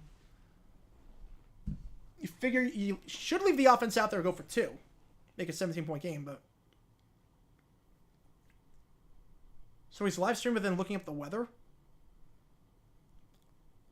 Wait, is he actually going to do a video on that? Okay, if he does, I actually have a case. If he does... Oh, I dare him to. I dare him to make a video on that. I dare him. Because if he plagiarizes my things in that, because it's a 35-minute video that I did, detailing everything. If he plagiarizes my stuff in that, I actually have, like, standing at that point. They're going to kick the extra point. I would not be kicking the extra point. I'd be going for making a 17-point game. But either way, extra point's up and good. Yeah, that was a fun, hard-working video to do, too. If he... I mean, it's not really... Is it on Wikipedia? I don't think it's on Wikipedia, but I did a long video on that, so... We'll see. At least if there's that touchdown I've seen. I mean, it's a 4-score game. My voice is shot. I've been on stream since 12:40 on the East Coast. We're trying everything at this point. Chris Paul hits a huge 3, cut the lead to 42. No, the least enthusiastic touchdown was the Chargers making it 63-21. I'm more viewers than him. I mean, I'm not talking about the weather, so I'm not surprised by that. Oh my god. Yeah, I mean, look, he plagiarized somebody, hasn't directly plagiarized from me. If he actually does, we got issues. If he does, we got issues.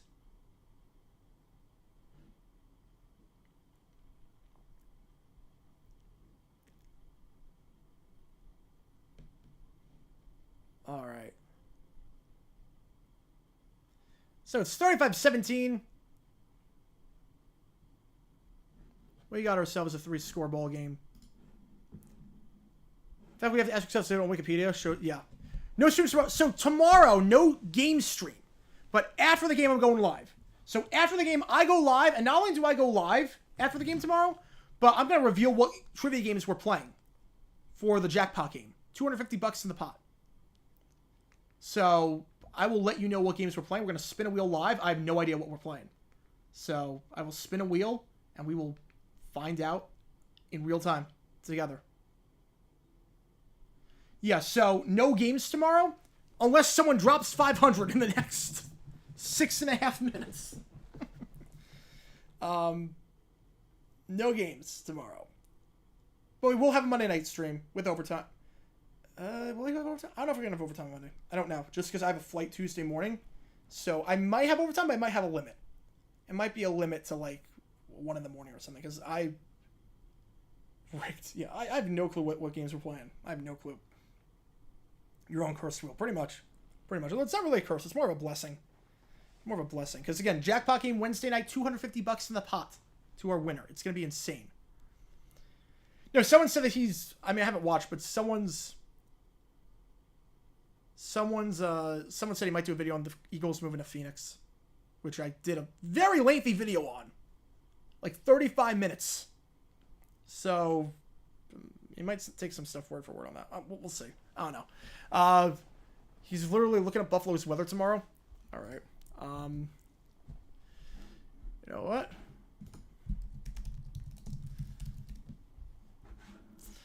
All right, you know what? So we can play that game.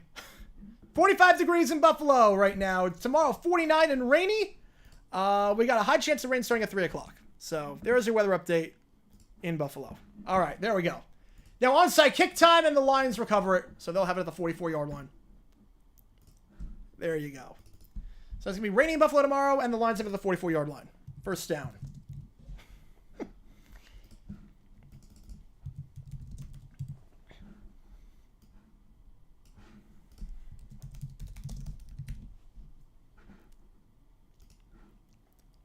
So last stitch effort. Now you have to wonder if you're trying an outside kick there, why you wouldn't go for it earlier, down by 4 scores, with 11 minutes left. But why kick the field goal? I don't get the logic there by Payton.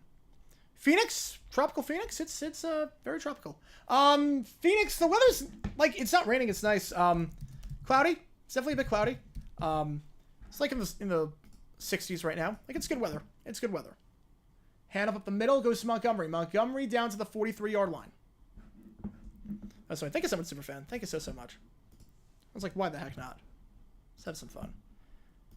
Yeah, the onside kick, they pop it high, you can fair catch that. Unless it hits it hits the ground, that's tough to do. That's tough to do. I would kick it straight at a guy. Talking about ducks? No. Oh, God, no. Yeah, I do not encourage doxing. I will say that much. I do not encourage doxing. And I am not... I have no... All I know is he lives in Ohio. That's all I know. But he said that before. I have no clue. Goff in the flat. Ball is caught by St. Brown. Brown to the 40-35. First down to the 33-yard line. You know, doxing is illegal. And I went to law school. So I have better things to do than try and dox someone. No way.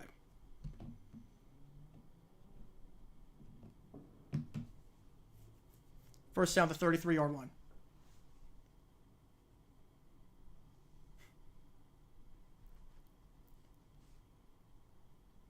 It's 12:07. Nice. Atlantic time, yeah. In the Caribbean. December, January there, it's usually like mid-70s for the highs. It's nice. Like you can walk around, not sweat. It's awesome. Montgomery handoff down to the 27-yard line. Gain of 5 yards there. 2nd and 5. 5 minutes left. Animal's in the Caribbean right now. He's in Atlantic time. He's in Atlantic time right now in the Caribbean. Trying to find some bars tomorrow for the games. Aruba, yep. Sydney, Nova Scotia. Christmas in shorts in Arizona. I mean, I wear shorts all the time anyways, but like it's one of the reasons I love doing this. Like I can just wear shorts. I don't have to like dress up or anything. That's why I also don't like necessarily New York. So timeout on the field. Broncos call a timeout for 2nd and 5 at the 27. They have now 1 left, and they lost 1 earlier. Russ wasted 1 as the play clock was running out. Yeah, it's not no wait here right now. Might have been on all day. Commanders on pace to give the most points in history. Are they on pace? I mean, 17 game season, I think they are. There have been some bad defenses, though. Gibbs, pitch out, first down at the 17-yard line. Gain of 10. Gibbs having a monster game. And I think at this point, the Broncos wave the white flag.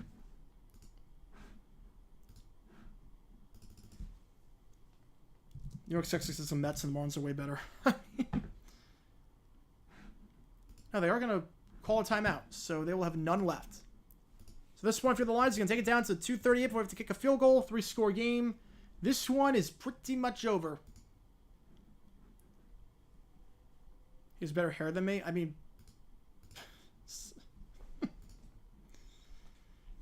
I don't really know what to say to that. I mean, my hair's not anything special. It's not like Trevor Lawrence and Palomalu. Like, it's not anything like crazy like that. So it's got to be there. So the Lions today on the ground, 177 yards rushing. Gibbs 96, Montgomery 81, 7.1 yards per carry for the Lions today. They've been able to run it at will.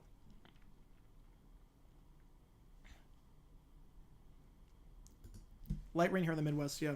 Houston's 54 with clear skies, 56 in San Fran. Let's do weather reports from where we are. Weather reports from where we are. Handoff, Montgomery. Again, they're averaging 7 yards a carry today. Gain of maybe 1. Talked about September 11th, Discord, weather, college football, his voice and trades, and some... You know, his stuff is all over the place. His content's all over the place. And that's the one thing. His content is all over the place, which we've already said about, like, why that might be an issue. Because he can't be an expert on that much. Can the Broncos bounce back next week on Sunday Night Football? I mean, it's not really Sunday Night Football. It's really NFL Network, so it's not really Sunday Night Football. But, yeah, I mean, the Patriots are terrible. Patriots, they've had one good half of offense in the last 2 months.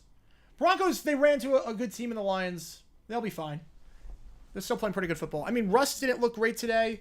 The running game was a bit shaky. Handoff gain of 1, 3rd and 8. But at the end of the day, it's one loss. In a game that you probably were not expected to win anyways. We'll go to 7-7. But schedule's pretty good the rest of the way. Raiders, Chargers, Pats, you can win out. The Brock Beard video? I did not see that. Oh, no, I did not see Brock Beard. Hang on. Let me make a note of that. Brock Beard. I will make a note of that. So I have to watch that. I have to watch Perna shout me out. Okay, I've got a lot of shout-outs lately. Okay, we will do that. 3 wide. Handoff on 3rd and 7. The give to Gibbs. Gibbs cuts inside to the 10, and he goes down at the 10. I think if you're the Lions here, you go for it. I think if you're the Lions, 4th and 2, 3-possession game. Field goal makes it still a 3-possession game. You got a first down. You can end the game pretty much. I think you just go for it here. If you don't get it, they got to drive down the field. 90 yards anyways, 3 scores. I think you just go for it here. 4th and 2. Leave the offense out there, and then just take some knees.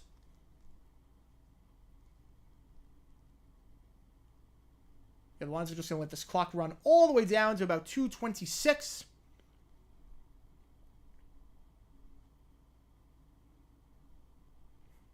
Cage match. We're not doing that. We are not doing that. And Campbell calls the timeout with 2:26 left. 4th and 2. You figure they're going to go for it here. They get the first down. Take it to 2-minute warning, and then that's the ball game. Just take a few knees. Perna apparently shot me out in the 4th quarter. Like early 4th quarter. So, like 12 minutes left in the 4th, 13 minutes left in the 4th. DG, he's the guy that I did the video on plagiarism. Was out there at Everbank. I don't live in Jacksonville, so I was not there. But I was there when it came to Phoenix. I don't live in Jacksonville, so I was not there when it came. And people were like disappointed, like, why do you not show up to that? I'm like, I love the guy. I don't live there.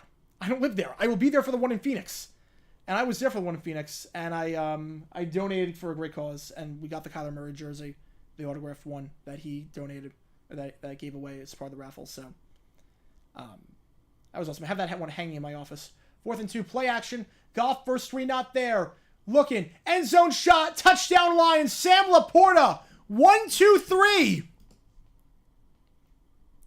Sam Laporta having a night to remember. Touchdown Detroit, their 6th of the game. Sam Laporta now 9 touchdowns on the season. Unbelievable. On home improvements? That's bizarre. So they go for it. They get the first. And they get the touchdown. Just pouring it on right now. Oh, no. But people think I live in Jacksonville. Like, I don't. I don't live in Jacksonville. I love Jacksonville, but I don't live there. 42-17 Laporta with 3 touchdowns tonight. It's been a wild game for him. Rookie of the week, easily.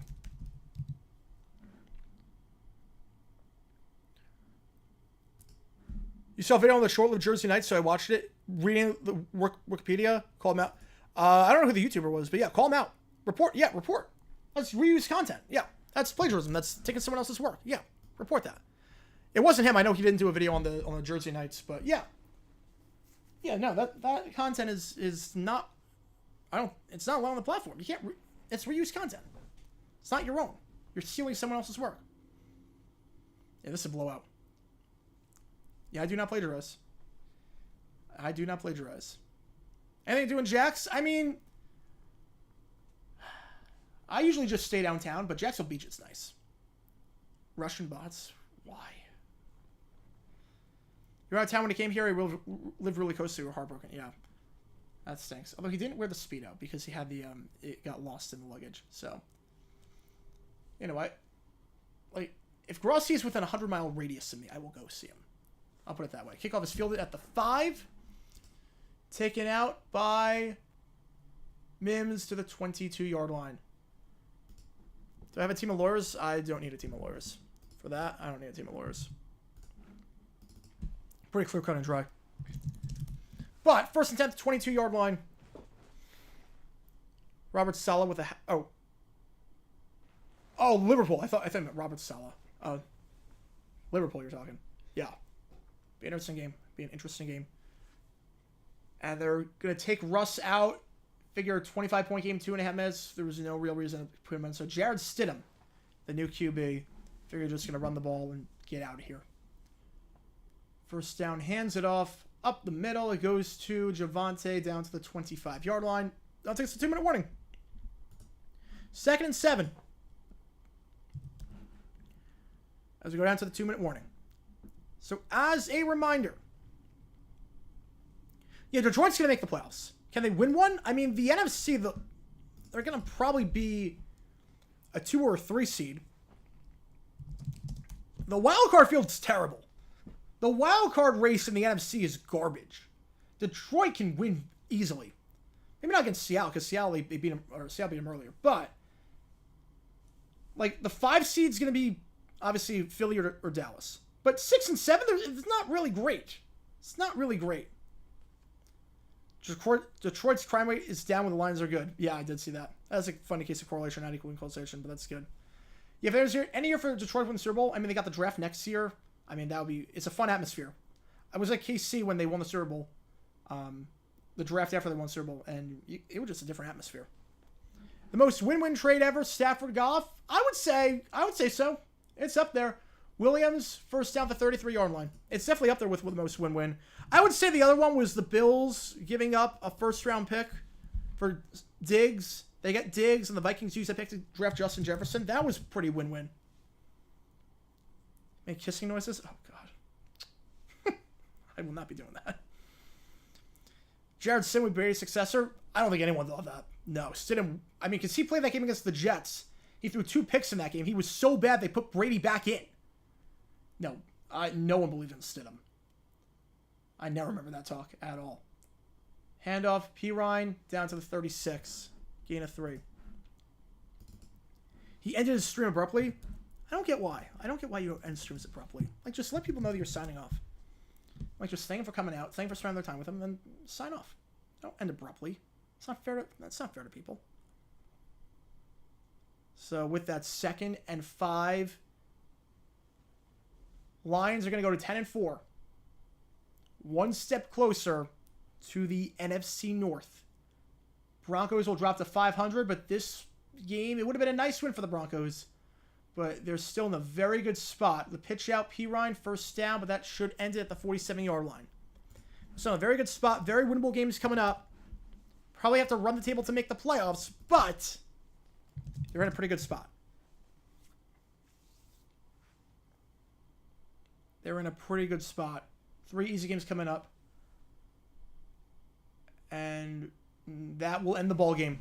No more. 42-17 your final. The Lions defeating the Broncos by 25 points. Sam Laporta, 3 touchdowns. Lions with a dominant performance to get into plus territory all but one drive. And every drive in the first 3 quarters. Broncos defense playing extremely well over the last 2 months, but this a rare return to their first month of the season form. The Lions win the final game of this triple header 42-17, and they are now 1 game away pretty much from winning the division for the first time in 3 decades. Best Christmas gift they ever got. Full-size Jaguars lawsuit helmet, and I eventually got that autographed by Tony Baselli, but that was probably my favorite gift. That was awesome. I got some nice gifts for the studio this year, too. Some really nice gifts. Last year, I should say. Best Pats backup QB not named Castle? Garoppolo. Definitely Garoppolo. All right, with that, 3 games done. My voice is done. Here's the game plan again. We have a video coming out tomorrow on Mike Tomlin and that field goal call. I don't know what that was. I'm back with the diarrhea, Mar. Welcome back, Mar. I remember you. Thank you for the donation earlier. So we've got that happening tomorrow. Post-game stream. Video coming out at 8 a.m. Eastern. We're going to do 8 a.m. for dumb decisions. Triple header is complete. So, triple header done. Tomorrow, stream after the Jaguars game. After the game, we're going to go live right after. Right after we're going live. If it's a blowout, we might go live earlier. We'll see. If it's a blowout. I don't foresee that. If it is a blowout, it's probably going to be on the Ravens side. I don't think we're blowing them out. We're not blowing out anyone anytime soon. But if it is a blowout, it's probably going to be on the Ravens side. But either way, we're going to be doing that. With that being said, post-game stream tomorrow. Should be a lot of fun. Thank you guys for tuning in. Video coming out at 8 a.m. Eastern. Dumb Decisions on Mike Tomlin. Go check that out once that drops at 8. Enjoy the games tomorrow. Unless you are a Texans fan. In that case, I hope you don't enjoy the games because I hope your team loses because we need all the help we can get right now. And on top of that, documentary. Go check that out on Alex Hawkins. 15-minute documentary. Go check that out if you haven't already. Thank you guys for tuning in. Until next time, JG9 signing off. Have a great rest of your night, everyone. I'll see you guys tomorrow after Sunday Night Football at 11.